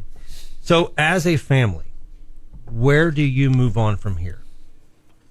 And here's my email, right? Moving on really isn't on the menu right now for me because this investigation continues and I'm still extremely involved. Every day I'm taking interviews, I'm taking questions, I'm clarifying. Except for someone like me. In the middle of the storm, and I have no idea how long it's going to take to ease off, but it seems like it's just growing because we've... Yeah, I don't think... I mean, she's just being kind. I'm just saying, I mean, I don't know. Sometimes I feel bad when... I mean, she's just being kind, but I feel bad sometimes when people send in so much and then others, it's not the same. I just put it in. Jeez. I just put what in? Send me the information, Cindy. Learn how to copy links. I was going to say, when 48 hours of Dateline comes call. Hey, Cindy, learn how to copy links and send them. And Cadillac, thank you very much. You're very generous, very kind. Thank you. Calling. I know it's not a burden. That was the wrong word. I just meant like... the show burden overall. It's like. Well, they already have, and they've sent reps out to interview us, and we're setting up dates. And probably it's going to be either Dateline or 2020. We haven't heard. What do you think, Cadillac? Do you think what's your feeling on this one? What the final word is, but we're definitely doing 48 hours, probably 2020. And there's other stuff. I've got other interviews. I've been interviewed from reporters in the UK. I really don't really have a sense of the scope of this story from the point of view of media, because I'm not reading or consuming media at all. I'm only taking interviews. Right. But people are telling me, man, this is really big. Like, people in far-flung locations are like, hey, have you heard, do you know this person? Like, yeah, that's my cousin, that's my friend, or whatever. And then they're contacting me and saying, man, everybody knows. So I don't really. Yeah. So this is moving on. I don't know. So this is global. It's real big, and I've got work to do. I have a job and I have a life, but and I've had a lot of family in town, and they're all starting to kind of trickle away, and that transition is a very awkward, strange one, especially since this is constantly like in my face and still a present kind of thing. And we got an update from police today. They're still investigating. It's still a homicide case. Mm-hmm. It's still, for some people, they've said goodbye. We had a funeral, and then they've gone home and they're moving on. But I'm in the middle of this. What are the ages of your nephews? Or your nieces and nephews? My brother's kids, from about 1 year old to 25.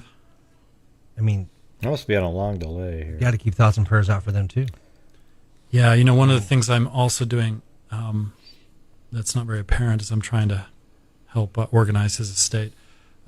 His estate was not left in an arrangement. How old was he? He was 49. Yeah, so he's not thinking about it yet, unfortunately, right? I mean, this part was sort of interesting. In a good way. There are a few things he did that are convenient to recent events, but there are a lot of things if he knew that he was going to go, he would have done a lot more, because the estate is in disarray, and we're scrambling to figure things out and to take care of dependents and to assure continuity of interests, and that's a lot. So I'm right in the middle of that too. So. Yeah. Well, it's powerful here. Talking to Richard Forsyth about what the impact. I know, Cadillac. Thank you. I mean, for me, that's sort of like my lizard eye type comment. I just don't word things correctly. That's not even what I meant. I meant like, it's more like thank you for your generosity. But I always feel it's almost like it's so generous that I feel like. Like, wow. I mean, I'm so lucky. So thank you. Right? But yeah, that's similar to when I say lizard eye. It was, just stupid. A comment that doesn't come out quite the way I wanted it to, but nevertheless, it was said. Has been on the disappearing, the kidnapping of his brother. That's kind of where you guys are staying with that. And then, obviously, the ultimate tragedy, what happened in Beaver Lake and the recovery. Yeah, what's weird about this is, it's a strange as hell story. But what's weird is the brother could totally be telling the truth on all of this stuff. Because the thing is he's saying so many things that are so weird that law enforcement could easily verify, and when they do, they'd say, he lied about that, and then he's toast. So it's almost like, why would he invent a crazy story when law enforcement can verify a whole bunch of it? Of the body, and so it's been very powerful conversation, and I'm sitting here and I just sit here and I just listen to it, and you can hear it in his voice, and you don't get the opportunity, and Garrett, you see it too, you see it in his eyes, and you can see the stress, and we've got to keep our thoughts and prayers out for this family. This is a tragedy, and it impacts so many different people, and again, there's a million different rabbit holes, but I want to repeat a couple things that Richard had said here today. That one of them was that the police have told them that they have been able to go through the phones and the laptops. Is that correct? And all that digital media, and have identified that it wasn't a family member, which is, he sort of chuckled. It's hard for him to chuckle today, but sort of chuckle. Well, good to know, because they didn't think it was family either. They've got 5 phones. They have 5 phones of his? Yeah. So they got 5 phones. 5 active carrier phones. Wow. So he's got 5 active phones of his that they've been through, and they've determined that. He said that it's Benton County, correct? Benton County Sheriff's Department. They have homicide, yeah. Yeah, homicide and Cassville Police Department in the beginning, and now the Missouri Highway Patrol have been very, very good to work with. and they have obviously not shared certain information because If you tell somebody we were abducted, I'm going to kill you. I mean, really? God, I don't understand the part why the brother wouldn't come forward and tell somebody if he was abducted. the sensitivity of the case. So it's not a lack of communication. He clearly stated that they are working very, very diligently. He said, "Cast." Do you guys hear that sound in the background? It sounded like my stomach did the Chewbacca sound. Yeah, I agree, Cadillac. It's a weird one, isn't it? It's hard to go put all your eggs in a basket. There's a lot of cases where I can just go, yep. This is one of those ones where I have feelings in a certain way, but then sometimes those feelings are immediately reversed by something else. However, I have to admit this one thing. Almost the entire story that we know about is all from him. Every single word of every single thing, other than he was abducted and he was found dead, the whole story about the white SUV came from him. The law enforcement hasn't said a damn thing. The stuff being in the car basically has come from him. The entire story is from him, so we don't have sort of an independent verification of any of it. Field Police Department was amazing for the situation to work with. As soon as the incident went down and the body was noticed missing, is that correct? So the first was the RV, then they Okay, didn't show up for a shift, Thanks, then the Cadillac. RV, then they found the car. Thanks, Cadillac. Sometimes I just, like today I said something, it was so stupid at, what was my dad said? He said something like, wow, this is your first actual Father Day. And I go, and my last, because I was thinking, man, I'm breaking down in my bones and everything.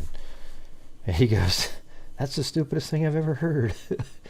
But I didn't, because I didn't say the rest of the part, but that's what my mind was, but I didn't mean it that way.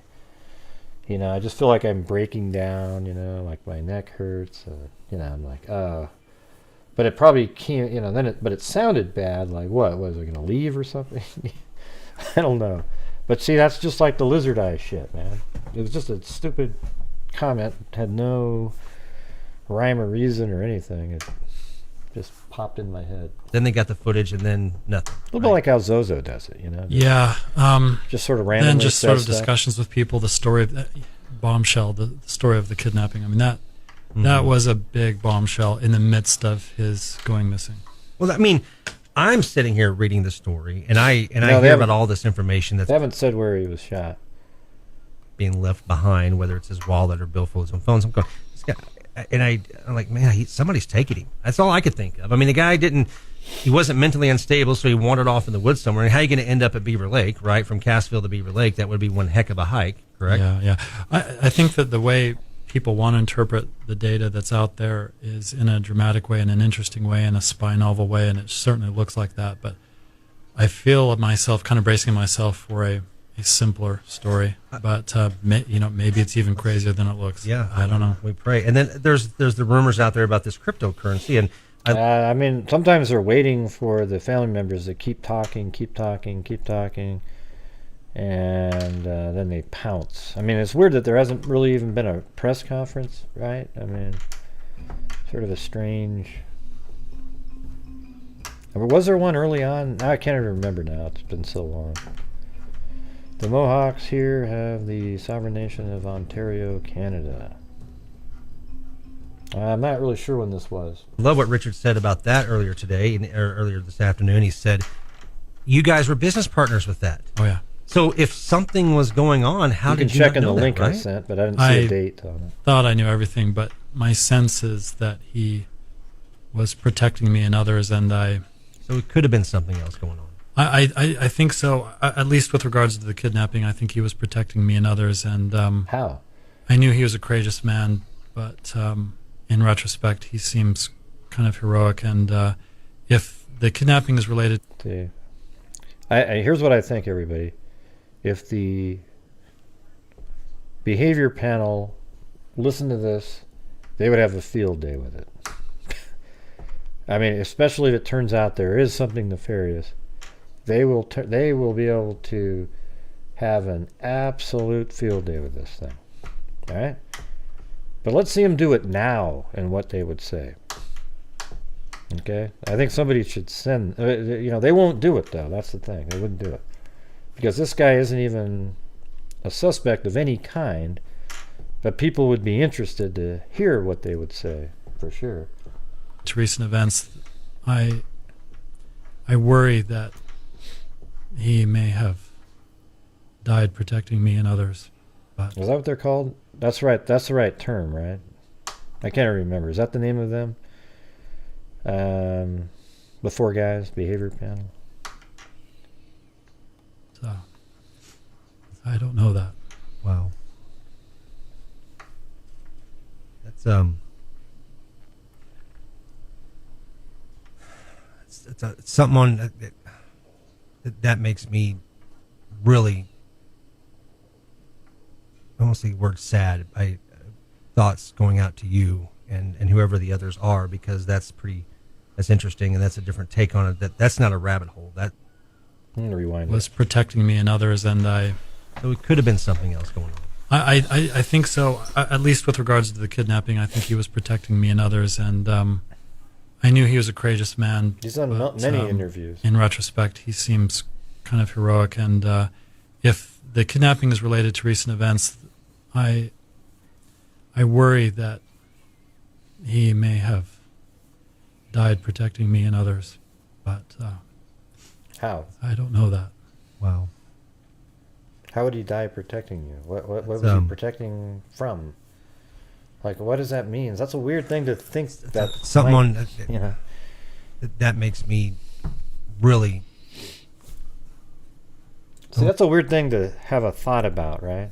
He died, and he died protecting us, but from what though? Like, what? See, that would have been a great follow-up question by this guy here. Wow, so for protecting you from what?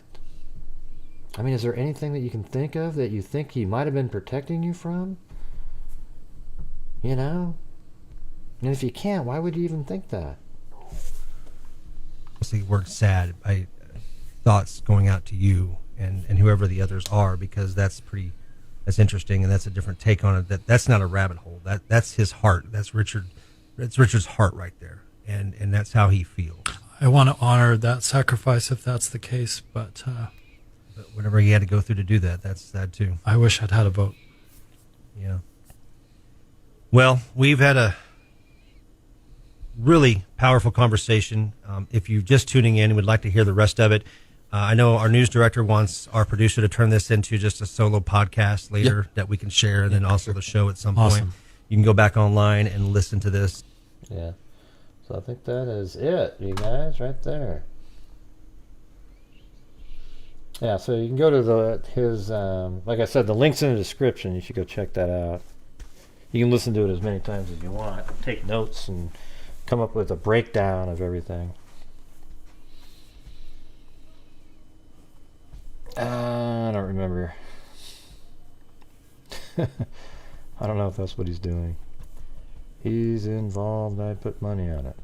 Yeah, well, I'm not putting money on anything on this. I have. This was one of those ones that there's too many contradicting things. However, I have the same feeling that a lot of you have. Let's put it that way. And you can ask Zozo.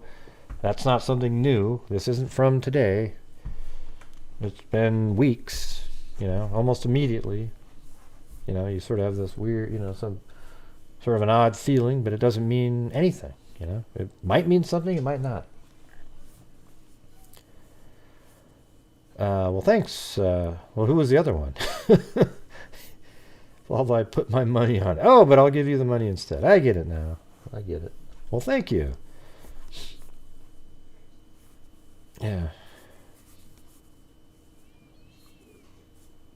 Well, there's only two partners. There's just a friend that saw the... I thought there was only two partners. I don't know. Maybe there's another one. Planned suicide. Yeah. I mean, it sounds like a planned suicide. That's what I'm saying. There's so many things here. The information that we've heard I'll give you him one say. instead. Okay, you guys. Here's the thing, everybody. Listen to me. The reason we think it's a planned suicide is because we're listening to the stuff that, and you know, the fact that you could think that it's a planned suicide is because we're listening to the stuff that his brother is saying. Right? I mean, we've seen stories where people plant a story, but then say outwardly they think it's something different, knowing that the planted story is the one that seems a lot more plausible. You get it? You know, because you could do a story where you say, I mean, this is a really complicated, convoluted case, right? But you plan a story that is more plausible, but then you claim the opposite that sort of fits what everybody else is believing. And then it's like, oh, okay, yeah. And you put out a bunch of facts that prove the more plausible story, the one that you want to believe. Okay, so let's say you had two options. You had murder, suicide. And then you tell all the information that shows that it's a suicide by saying he told me he loved me and he never does. He gave away gifts, really expensive gifts to my mom and myself. He signed over the company to me. But I think it's a murder, man. I really think it's a murder. And you keep saying that stuff. So that's where there's even a contradiction in the information being relayed, because if I was him, I would almost immediately think, man, he must have done something to himself. And maybe he could claim that that's what his brother's doing. To protect them, he had to kill himself. That's what they said. You either kill yourself, and that's why he was walking around for 15 or 20 minutes thinking about the decision he has to make, that he either had to kill himself or the the family will be taken out or something. I mean, who the hell knows, man? This is just so weird. I mean, I'm not saying it wasn't a suicide. I don't know how he got 60 miles, but all of the information, if you want to believe what the brother's saying, points to a person sort of, he gets his divorce, he gets engaged because the girl's 8 months pregnant, so he wanted to make it a little bit more official. Probably even had a will that was signed over to her, and that's why it made sense, because he was engaged. Then he gives gifts to the mother and his brother, signs over the company, and So I don't know. I have no idea what this is. Yeah, I mean, that's what his brother is selling to people, yet saying it is he thinks it's a murder. So isn't that weird to have that, right? So anyways, I don't know if anybody else called in. If there's somebody sitting there, I'll look, and the answer is no, so I'm hanging up on that. And there's no more phone calls, because there was none, other than Brian. There we go.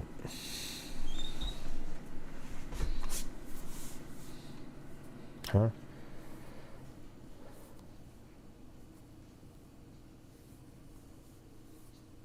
Yeah, I'm not saying he killed himself. What I'm saying is, I think it's smart to sell a suicide story, but then jump on the murder bandwagon with everybody else. That makes sense. Like, if you were trying to be, I think it was a suicide. Because if you push it as a suicide, people will say, oh, you just want it to be that. But if you push it as a suicide, but you're on the murder bandwagon, because every detail that has been put out points at that, right? I mean, don't you guys agree with that? That the information that his brothers put out is suggesting that John Forsyth took his life somehow. Don't you agree with that? I mean, it is true. I mean, I don't know how else to tell you that the information he's putting out points directly to that, okay? And if you can't see that, then that means you don't want to see it. So Now that we say that, all the information he's pointing out there points to that. Then ask yourself, okay, then you're putting in the kidnapping story. I mean, how does that fit into that one? There's a kidnapping story there. Yeah, exactly, Billy. Yeah, so it's just it's an interesting one. It's a puzzle, right? But you could definitely make the case that it's somebody selling the suicide angle but jumping on the murder train, but wants everybody to go in the direction of suicide, but doesn't want to be on that train because that looks bad.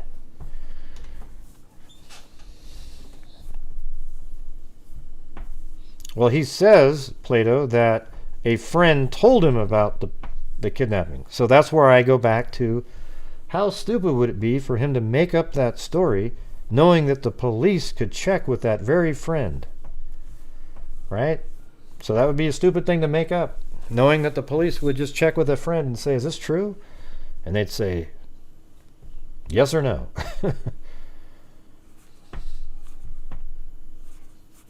Well, they'd have to search the entire bottom of that lake. I don't know if they've been able to do that.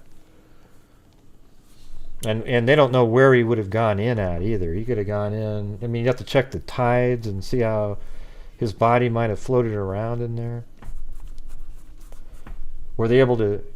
Man. Hopefully they have surveillance at the lake that showed a vehicle coming in that he got out of or something. I mean, hell, did he even go there that day, for God's sakes? He could have gone there... he wasn't found for a while. When they found him, did they check to see the contents of his stomach? And what did he eat at the hospital earlier that day? Was it still in his system, or was it completely gone? You got to do stuff like that. I mean, they probably have been able to narrow down based on his stomach content when he died, but we don't know. Like, if he has stuff in his stomach that there's no proof of, like, when did he eat that? Man, he's got a sausage and pickle bean burrito. I mean, where the hell did he get that thing?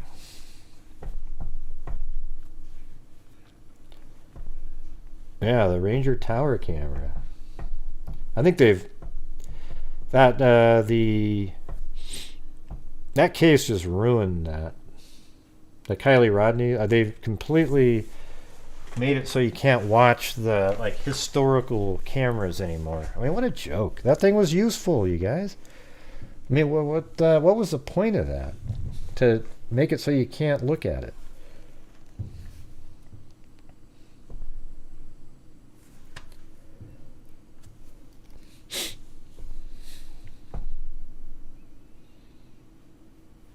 Hey, Lanky Tor, what's going on?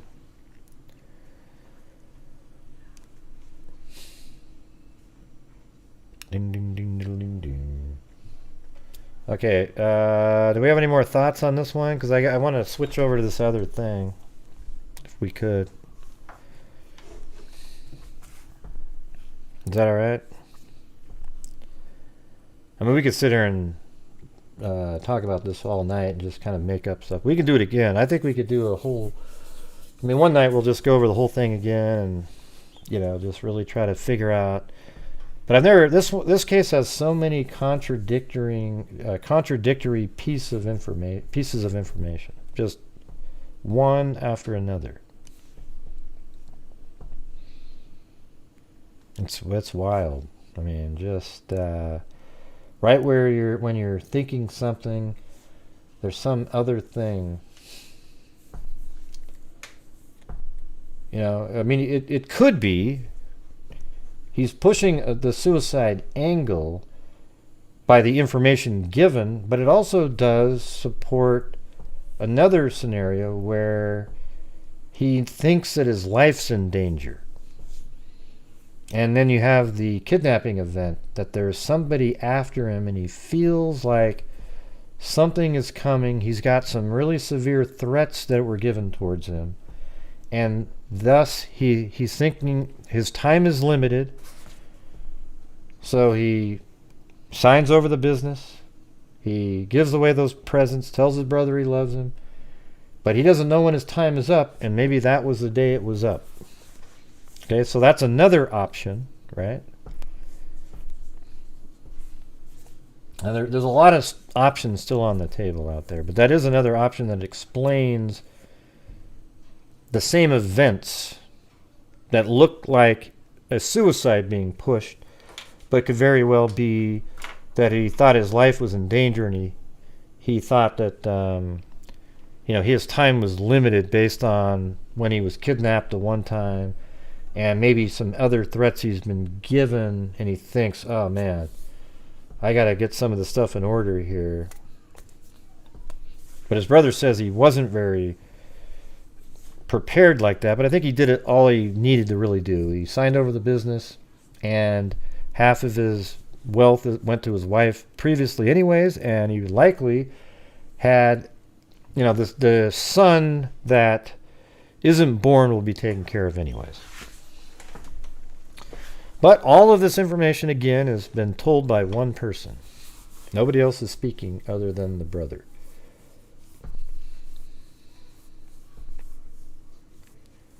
So there you go. You guys find that interesting? I mean, this is an interesting one. I think we need to kind of keep on it,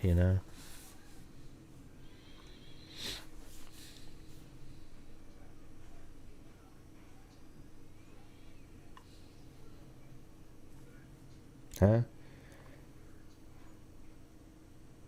I don't even see Dan in there. I thought he went to... Oh, yeah. Hey, Dan, what was the name of the documentary you watched on the case from last night? Because I watched this one that was 30 minutes long, and I was so disappointed in it. What was the one that you watched called? Oh, yeah. When's your surgery, Cindy?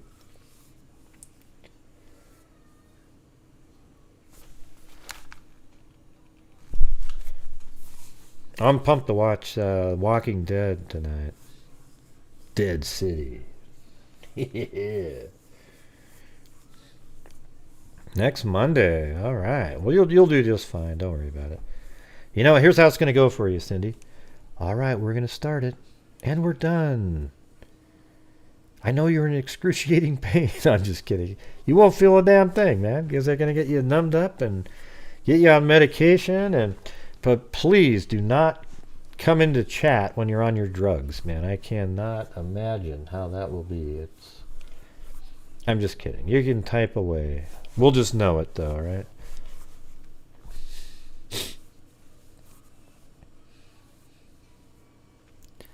Those are still his kids, babies. You have a lot of people... Oh, thanks, Lanky. Oh, somebody else. Okay. I'm just kidding. All right. Anyways, I'm gonna do this other story now. It's gonna be awesome. All right. So can we move on to the next one without people jumping in the chat and still talking about the other one?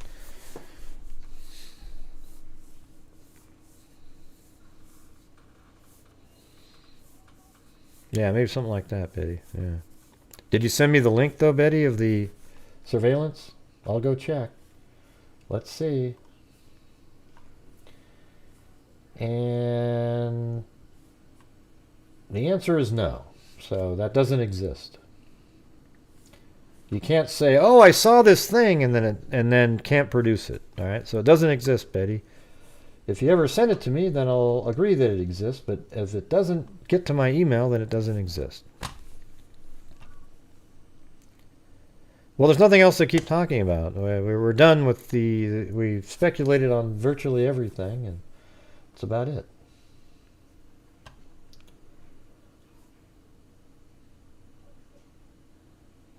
Huh? Why'd you send me that one link, Cindy? I don't even know what...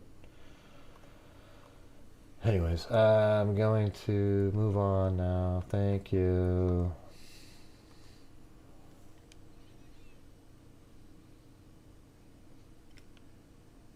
Yeah, Betty, where's the link? I notice you're not responding every single time that I've asked you for it.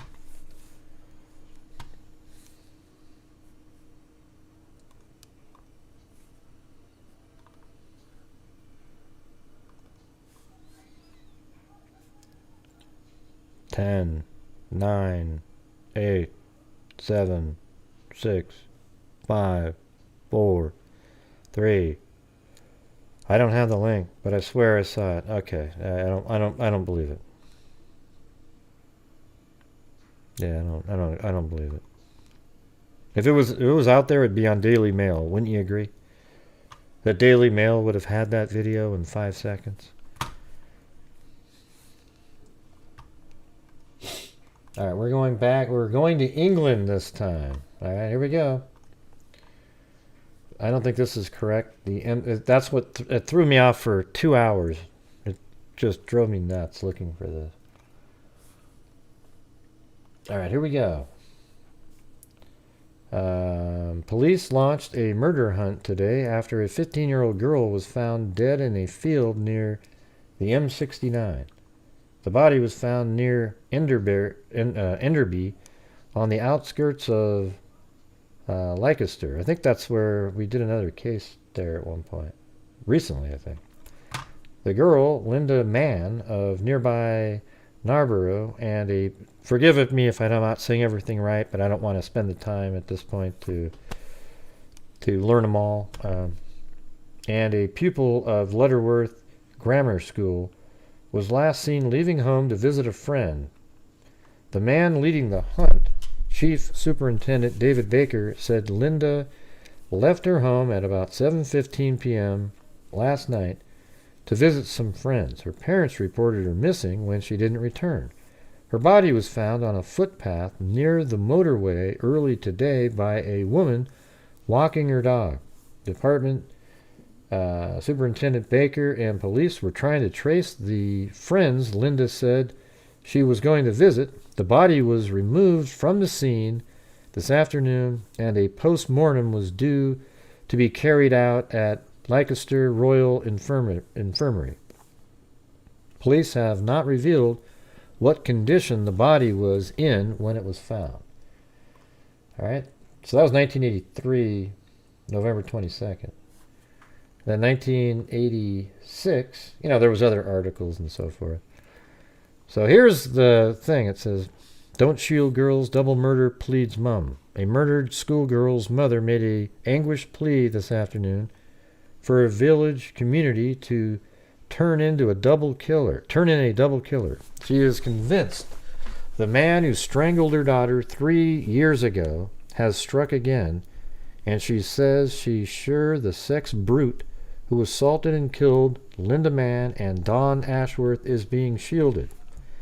Kathleen Eastwood, the 37-year-old mother of the first victim, said angrily, "He is being shielded, and whoever shielding him is also responsible for this murder." Police trying to flush out the sex fiend and conducting a huge hunt in two Leicestershire villages this afternoon share the view that they may be looking for one man. More than 200 officers were involved in the search after Dawn Ashworth's body was found dumped at the weekend. Dawn was 15 and a pupil of Lutterworth Grammar School. So was Linda Mann, who died less than 3 years ago. Both were sexually assaulted and strangled, and both were found on lonely footpaths between the villages of Enderby and Narborough. Dawn put up a ferocious battle for her life. Police say the man they are hunting probably has scratches and bite marks. The Enderby teenager was subjected to a horrific sexual assault before her attacker killed her with his bare hands. Her body was found half a mile from where Linda, from the neighboring village of Narborough, was found strangled and assaulted less than 3 years ago. The possibility that the same man did it brought an appeal from Detective Chief Superintendent David Baker, head of Leicester CID. He appealed to the family and friends of the murderer not to protect him and said that Dawn could have died because of Linda's killer was shielded last time. Mr. Baker said the man his officers are hunting was a very sick person indeed. He repeated warnings to children and women in the area. Dawn vanished on Thursday afternoon after visiting a friend in Carlton Avenue in Narborough. So I was able to kind of like piece together. I was looking around. It was... let me go to that case. Hold on a second.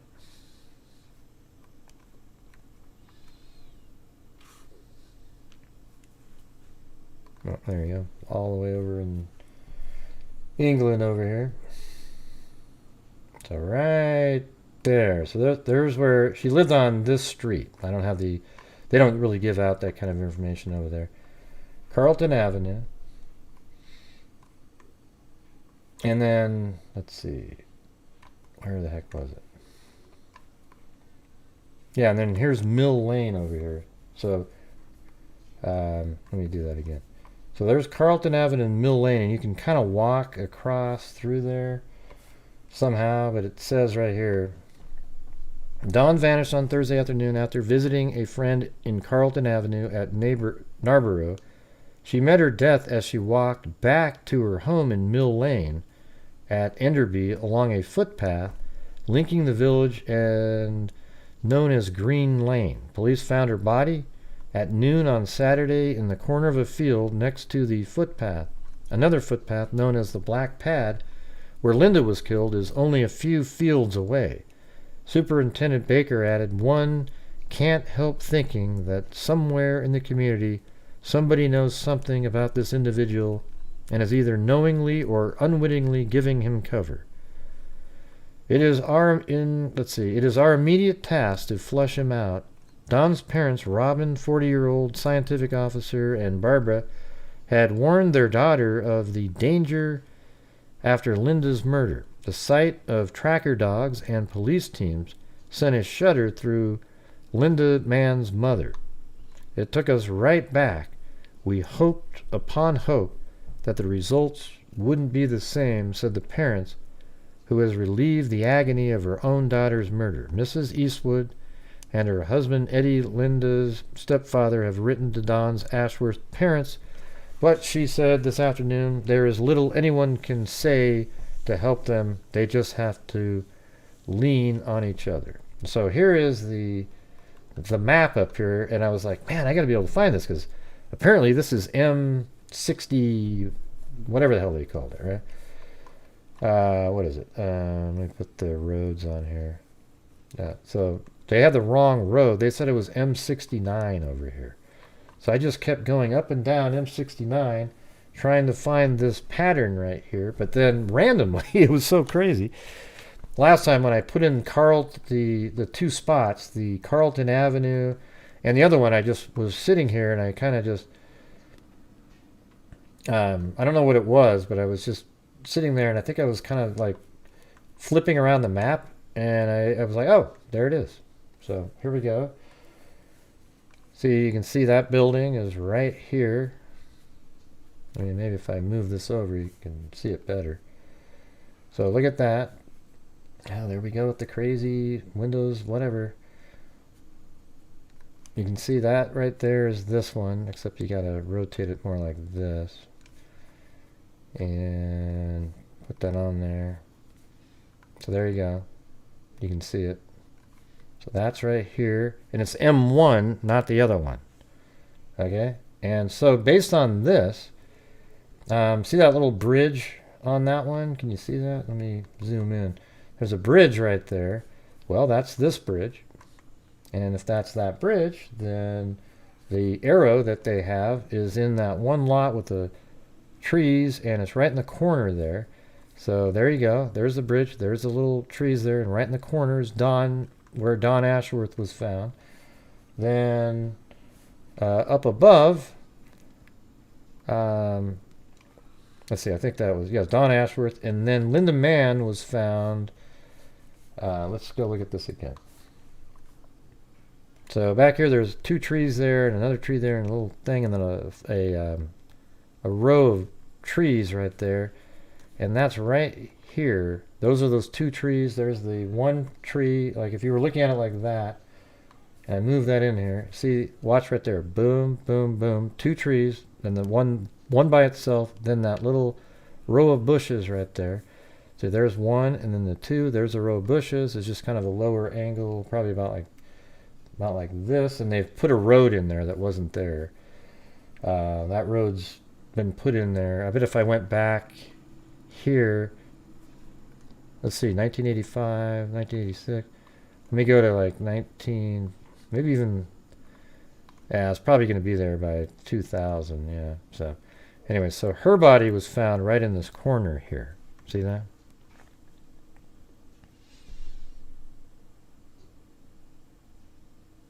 Are you guys following along? I can see that the conversation dropped off dramatically again, because now we're not talking about the crazy case that you can wildly speculate on for hours.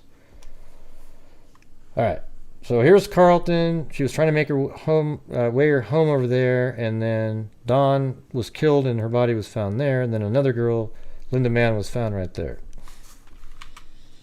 So that's the story. That it was currently back at that time, and those are pictures of them. That's Dawn, and that's Linda up here. Then in 1988, this guy right here, sadistic double killer, is jailed for life. So apparently they finally arrested somebody and they put him on trial, and I was just going to read through this. See what it's pretty crazy here. Psychopath Colin Pitchfork today, that's his name, Colin Pitchfork. And it's actually referred to as the Pitchfork murders. Colin Pitchfork today, a double life sentence for the sadistic murders of 2 Leicestershire schoolgirls. Father of 2, Pitchfork brutally raped and then strangled 15-year-olds Linda Mann and Dawn Ashworth in 2 frenzied attacks. The bruised and battered bodies of both girls were found naked from the waist down after the attacks. Passing sentence, High Court Judge Mr. Justice Otten told him the rapes and murders were of a particularly sadistic kind. You are a danger to young women, and it will be many years before you are released. Which makes you wonder, like, really? The judge praised the revolutionary genetic fingerprinting techniques pioneering at the Leicester University, which led to Pitchfork's arrest. So this is like DNA back in '88. I mean, that's crazy. He told Pitchfork, if it wasn't for DNA, you might still be at large today and other women would be in danger. Pitchfork of Haybarn, close Littlethorpe, showed no emotion as the judge passed sentence at the Crown Court in Leicester. Mr. Brian Escott Cox, QC, prosecuting, said Pitchfork killed Linda on November 21st, 1983, after leaving his baby son in a carry cot in his car parked nearby. Wow. So he left his kid in his car to go do this.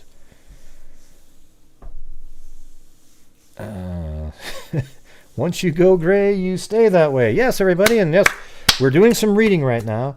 Is it possible, you guys, to get one last push for tonight's goal to make up for yesterday and get back on the right track? We had a few slower ones this month. I am reading now, so the chances are low, but I'll give it a shot. All right. Anyways, his baby was sitting in his car. On July 31st, 1986, he struck again, pouncing on Dawn Ashworth in daylight as she took a shortcut home via a secluded footpath near her Enderby home. She was almost at the point of death when Pitchfork subjected her to a brutal sexual assault, Mr. Escott said. On both occasions, Pitchfork, who had 4 previous convictions for indecent exposure, exposed himself to the girls before going on to kill them. He told police that he killed both girls because he feared they might recognize him afterwards. Pitchfork pleaded guilty to the 2 murders and to sexual assaults on 2 teen-age girls on February 13, 1979, and October 25th, 1985. Wow, so he committed more of these.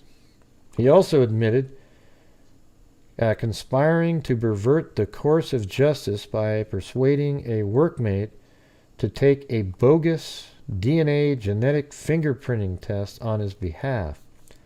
His counsel told the court that Pitchfork would be forever haunted by his deeds. Pitchfork received life sentences for each of the murders and 10 years for the rapes, with a further 3 years for each sexual assault to run concurrent. He got an additional 3-year sentence for conspiring to pervert the course of justice, deceit. He pleaded not guilty to a further charge that he kidnapped Elizabeth Knight, and the judge ordered the case to lie on file. Pitchfork also received a 10-year sentence for the rapes of both girls and 3 years for each sexual assault on 2 teenage girls in 1979 and 1985. He received a further 3 years for conspiring to pervert the course of justice by persuading Ian Kelly to take a bogus DNA genetic fingerprinting test in his place. And this is, look how long, this is just this whole page, but I think it ends there. I won't do, I don't know, maybe I'll do that one. I think it's all the same thing, I guess. Or maybe this is a different one over here, didn't mix. I don't know, it's crazy. But anyways, Kelly received an 18 months prison sentence, suspended for 2 years for conspiring. What happened? Oh. 18 months prison sentence, suspended for 2 years for conspiring to pervert the course of justice. The judge told him, "I just about believe you did it because you accepted the story put forward by Pitchfork." Mr. Justice Otten told him a psychiatrist report compiled by a Broadmoor doctor diagnosed him as a psychopath of a psychosexual type. He said Pitchfork would receive therapy in prison for his condition. Okay. And would not be released until that therapy was complete, which would be many years. Ian Kelly, 23, who supplied the false DNA test for Pitchfork, got an 18-month jail sentence, suspended for 2 years after the judge told him, "I just about believe you did it because you accepted the story put forward by Pitchfork." The killer had told Kelly of Stewart Street off Narborough Road, Leicester, that he could not give a test because he had already supplied one on behalf of another friend. Pitchfork's deceit was exposed after Kelly told workmates that what he had done over a Saturday lunchtime drink in the Clarendon pub off Queen's Road in Leicester. A girl workmate who listened to the conversation eventually informed the police, and both Pitchfork and Kelly were arrested on September 19th last year. Mr. Escott Cox said Linda, a happy-go-lucky, carefree, and enthusiastic girl, left her home in the Coppice Narborough on the evening of her murder, saying she was going to pay some club money to a friend's mother. She paid the money and then left again at about 7:30 p.m., just as the music for Coronation Street was starting. She said she was going to a friend's house in nearby Enderby, but was not seen alive again. Her body was found on the Black Pad footpath off Forest Road, Narborough, by a man walking to work at about 7 a.m. the next day. Terrified, the body was naked from the waist down, and she had been raped and strangled to death with her own scarf. Pitchfork told police he had taken his wife, Carol, to an evening class before the attack, Mr. Escott Cox said. He then left his baby son, Carl, in a carry cot in the car while he carried out the rape and murder. Pitchfork told police his choice of victim was absolutely random, and that he had gone to look for someone to whom he could indecently expose himself. He claimed that Linda had ran backwards when he approached her, and then he got the urge.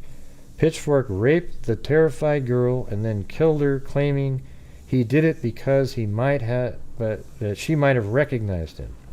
He claimed he had killed her with his bare hands, but forensic science evidence did not support this. He admits using the scarf as a ligature, but said it was an insecure policy or insurance policy because he wasn't 100% sure she had died. Pitchfork was interviewed by police investigating the murder, but his alibi that he had been at home was believed. 3 years later, on a sunny day in July, Pitchfork killed again. Wow.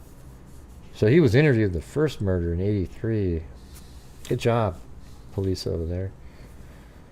Don Ashworth had visited a friend's house after school and headed home about 4:30 p.m.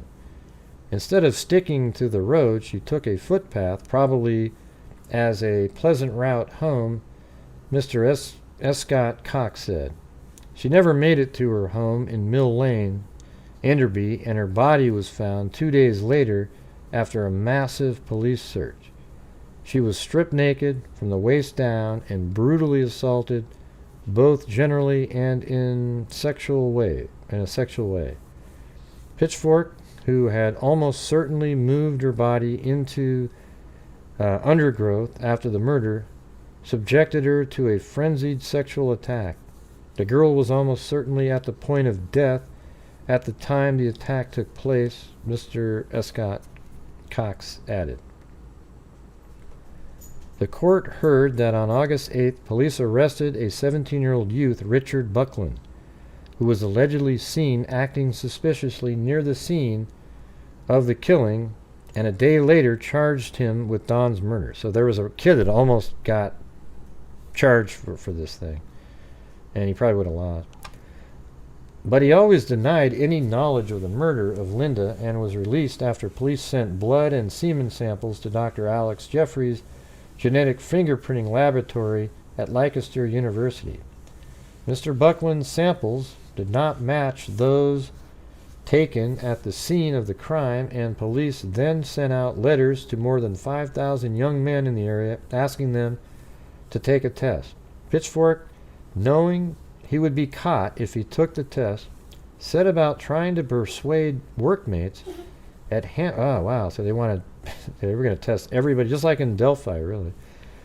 Workmates at Hampshire's Bakery and Richard the Third Road, Leicester, to take the test for him. He offered one man £50 and another £200, but they refused. Then he persuaded Kelly and forged a passport to fool the police. The con worked, and Pitchfork was sent a letter by police saying his test was negative. But 7 months later, on August 1st last year, Kelly told workmates what he had done. Oh man, he would have got away with it. Wow. But what they should have done was tested all of the tests against each other and see if there was ever a match, meaning that it was taken twice. A girl workmate contacted detectives on September 19th. Pitchfork and Kelly were arrested. In mitigation, Mr. David Ferrer, QC, said Pitchfork took full responsibility for what he had done. So what? He said he recognized he can do nothing to alleviate the overwhelming suffering and grief inflicted on the families of his victims by his frightful evil, and those are his words, not mine. He added, he will remain forever haunted by the images and the knowledge of what he had done. He's not going to be haunted by a damn thing. Now, let's see what this one is. Terror ride in car of a killer. Is this another one?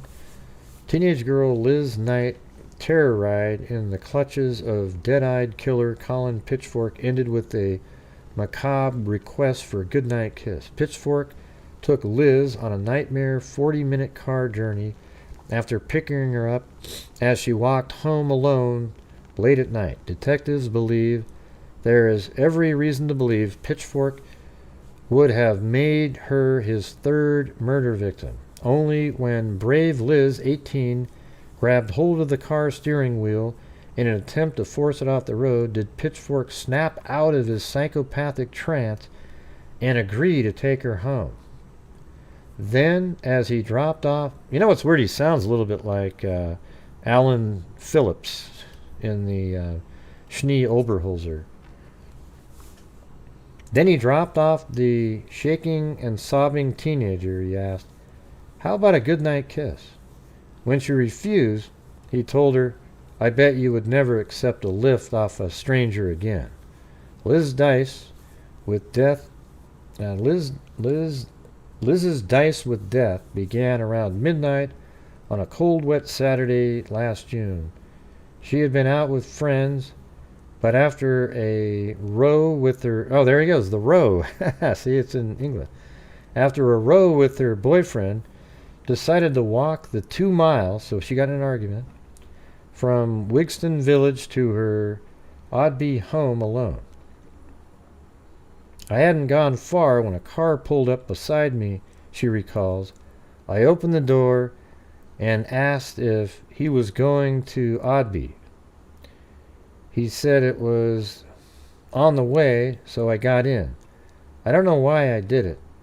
I was cold and angry, and I just wanted to get home. I remember fiddling with my seatbelt and then looking at him for the first time. He had really revolting dead eyes that just stared straight through me. I knew then I had made a big mistake." Pitchfork drove Liz out of Wigston and on the A6 Market Harborough Road, still in the direction of her home. She said, "I remember waffling about because I was really nervous, but he didn't say a word. He came to the turning for my street, and I asked him to pull in, but he just smirked to himself and drove past. I started crying and told him..." See, that's that story that I have for myself. That one time. That was weird. "I started crying and told him to turn around because he was scaring me, but he put his foot down and sped off towards Great Glen.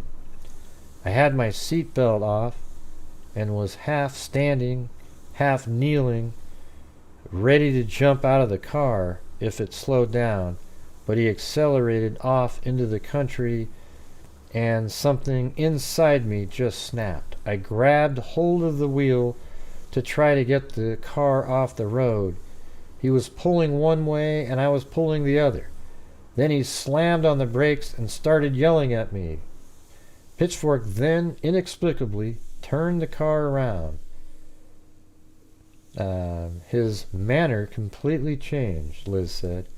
"He put his hand on my knee." Maybe he's got one of those, like, real two personalities, you know, like the...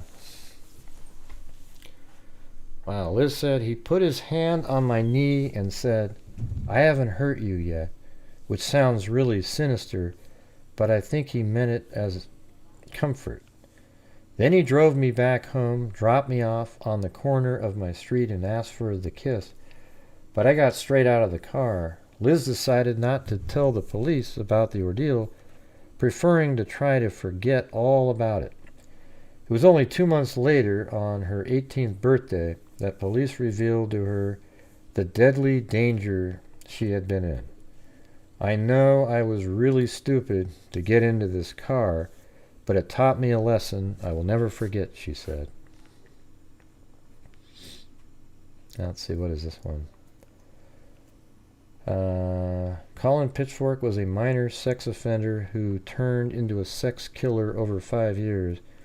Yet his life as a venture scout and volunteer social worker fooled his family, his wife, and friends. At Bosworth Community College, Desford, he seemed normal and quiet. He did not join any school gangs and was a loner. His perverse sexual nature was never fully appreciated by anyone, not even after his arrest for indecent exposure. he is, let's see, his home village of Newburgh, Verdun, 1977 and 1978. New Bold, I think. The shame of those incidences merely drove him out of the local venture scout troop run by his mother, Mrs. Molly Pitchfork.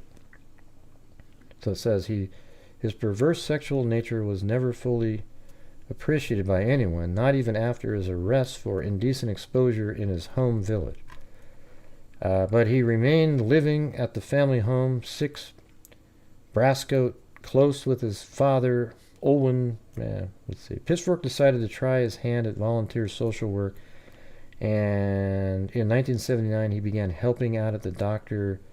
Bonato's children's home in Glenfield. There he met Carol Eastwood, a resident social worker at the home. He married her 2 years later. Yeah, so let's see what it says. Both girls met their end isolated footpath. Yeah, I think she too had been sexually assaulted. A pile of hay. She too had been sexually assaulted and strangled. Her body was found under a pile of hay in 10-Pound Lane. Pitchfork's arrest came 3 years and 300 days after Linda Mann was found dead on an isolated footpath near her home in Narborough on November 21st, 1983. She had been sexually assaulted and strangled with her own scarf. The search for the killer turned into a massive double murder hunt after the body of Don Ashworth was found on Saturday, August 2nd, 1986. She too had been sexually assaulted and strangled. Her body was found under a pile of hay in 10-Pound Lane, near to her home in Mill Lane, Enderby. The bodies of the 2 girls were both found on quiet, irregularly used footpaths within a mile of each other. 11 days after the discovery of Don's body, a 17-year-old Narborough youth, Richard Buckland, was arrested and charged with both murders, but the revolutionary genetic fingerprinting test developed by Professor Alex Jeffries of Leicester University proved that the youngster was not the killer. The massive murder hunt continued. The next step was to use a genetic fingerprint test to screen all males aged 17 to 34 who lived, worked, or regularly visited anyone in the Enderby, Narborough, and try to read that one. By the time Pitchfork was arrested, more than 7,400 statements had been taken by police, and more than 5,500 men had cooperated with the DNA testing and had come forward to give blood samples. It was Pitchfork's fear of the test which eventually led to his arrest. And look at this great ending to the story. Hey! Yay! Good job, Britain. You guys are great. You're so progressive. Good job. Good job, England. Yay! What an embarrassment. God, you guys are a joke. Yeah, anyways, double child killer and rapist Colin Pitchfork has been granted parole and will be released from prison. Pitchfork was jailed for life for raping and strangling 2 15-year-old girls, Linda Mann and Don Ashworth, in Leicestershire in 1983 and 1986.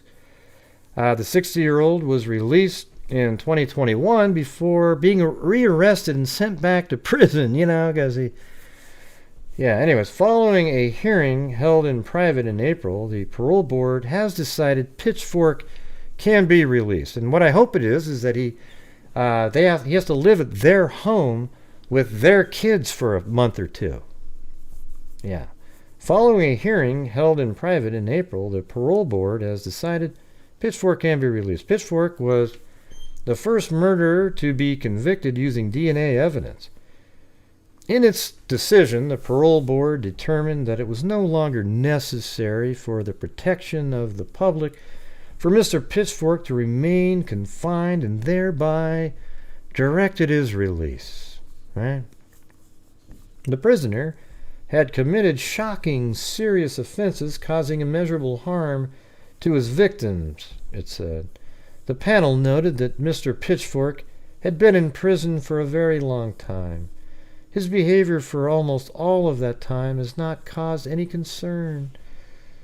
And the evidence before the panel demonstrated that he had learnt the lesson that he had been taught and had worked out how to apply them in practice. What a joke. These people are insane. Lynn Garner, a friend of Don's mother, Barbara, told the BBC, "It's hard to put into words how I feel. I know the torture they had gone through, and now they are going through it over and over again. It makes you feel so despairing," she said. Both families must be going through hell again. Barbara is devastated. Each time it happens, it's another knife. It's like torture. You know, there are rules, but following the rules doesn't make it right. There isn't a rule book for this. It's about people and about getting real justice. Pitchfork, jailed for a minimum of 30 years in 1988, was originally deemed suitable for release in 2021.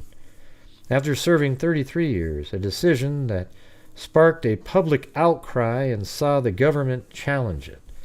Since then, the government has announced proposed changes to the parole system, which would include giving ministries powers to block the release of serious offenders. But apparently he isn't one of those. He's awesome. The Ministry of Justice, MOJ, said how much you want to bet he'll do something after he gets out to somebody. And the judges and the people who decided to put him out should be executed as well. Okay? If he goes out and kills somebody, they should execute the people who released him. Pitchfork was recalled to prison shortly after his release, after he was understood to have approached young women. Hello, everybody! Yay! But a year later, he's good again. Understood to have approached young women on multiple occasions while out on walks from the bail hostel where he was living. But the parole board panel found Pitchfork's recall to custody was flawed and not supported by the evidence. The parole board said while on license, Pitchfork was warned over his attitude towards probation and for speaking to lone female who said he had spoken to and gave directions to in a car outside probation service office. In November, it was also suggested Pitchfork had taken countermeasures to affect the results of a polygraph. Yeah, we know that. No, this year. So look at that. In November, it was also suggested that Pitchfork had taken countermeasures to affect the results of a polygraph test. Wow, it almost sounds like when he tried to get somebody to use their DNA. 4 days later, Pitchfork was recalled to custody by the Secretary of State, which was then Justice Secretary Dominic Raab. Pitchfork was told this was because he had disclosed approaching a lone female, which caused concern that he was approaching young females and frequenting places young female were likely to go. The Secretary of State also advised Pitchfork that he had spent time walking in forests, parks, areas on occasions wearing a high visibility jacket and claiming to litter pick and had been confrontational aggressive towards his probation officer and had been suspected of using countermeasures in his polygraph test. When the parole board reviewed the recall decision, the Secretary of State accepted that there was no evidence to support the allegations that Mr. Pitchfork had gone out purporting to pick litter wearing a high visibility jacket. He had been allowed to undertake litter picking, and this was something that he had previously done in prison. He had not worn a high visibility jacket. When doing so in the community, well, he should, right? So people, and put a sign on it that says killer. The Secretary of State accepted that he had been in receipt of inaccurate information at the time the recall decision was made. Aside from Mr. Pitchfork's contact with a lone female of unknown age in the probation car park, which was only known about because of his own admission. It was confirmed that there was no evidence that Mr. Pitchfork. You know what's amazing? To have to write an article trying to defend that. I don't know, man. I can't even. It's just, the world's gone mad. This is the stupidest thing I've ever seen. I don't give a shit if what he did in there. It should have been minimum of 30, and you just kind of leave him in there forever. You know, that's how you do it. It should have been life in prison without parole, but I don't think England has that. Everybody is, treatable. Anyways, thanks everybody. I think that's going to do it for me. I guess we did make it past the goal tonight, but I was hoping to get a little bit higher up just to make up for yesterday, but you guys were so generous anyways, so I appreciate it. Let's see. We had Jim Lawn, K-Me, Carolina T, Teresa P, Tricia Gifted, and then Danielle, Eugenie, Gloria Batari, Kit Kat, and Marie Anderson gifted a membership. Kathy Friedenmaker, Not Your Average Chick with a Cat Eye, Callie Gal gifted 5 memberships. Then Cadillac with a cat eye. The Velvet Army, Danielle, then Cadillac with another cat eye, and then Michelle H, and then Cadillac with another cat eye. Danielle, Donna D, Cadillac again, and then Trish. So not a lot of different people tonight, but some. Thank God for some bigger ones there that made it so we got past the goal. So thank you. A special thanks to Cadillac there, though. That was very generous. I think over half of the amount. All right. So I think I'm going to just donate some memberships again. All right. So that's what I'm going to do.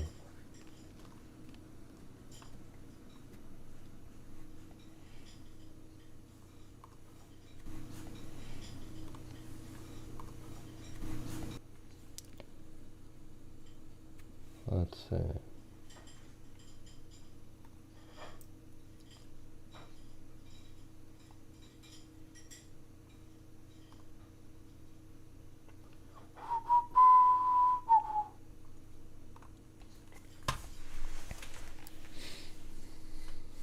All right. Well, here we go. There's 5 more here.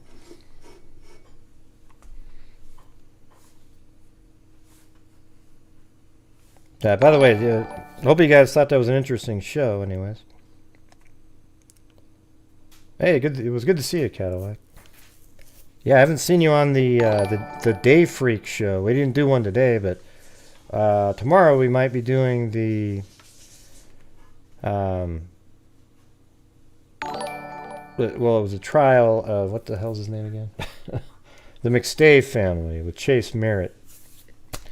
So we might be doing that one and probably be opening arguments, but, I'll try to explain. I have some videos out there. Well, we'll just play those at the right times. Kind of went over it tonight, but anyways. So, welcome. Make sure to check those accounts, though, that we just put up on the screen there. Let's see. What do we got to this one?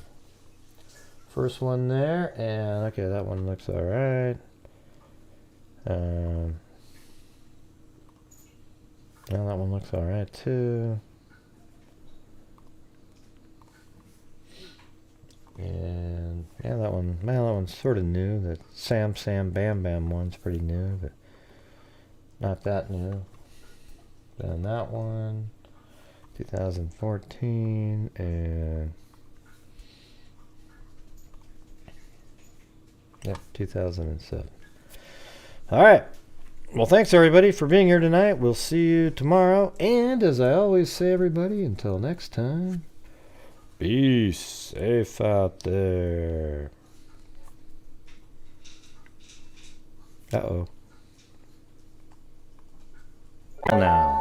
Oh, there he is. And during this whole time, I have not seen one person that is a crime dissector, thug rejector. I'm a certified human lie detector.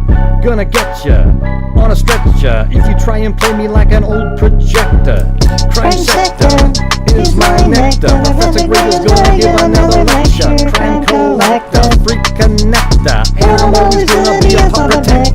Fool deflector, interceptor, and I'm meaner than a spectre with a vector on his spectre. With all respect, John, just remember I've a fucking injection. I have no agenda, I'm a pretender, and I'll serve it to you straight without the blender. And in the end, I'm gonna send ya on a mission to reveal the true offender. Yeah, so let's get right back to work. All right, everybody, talk to you later. All right, everybody, thank you for being here. We'll see you tomorrow. Good night, everybody. Hey.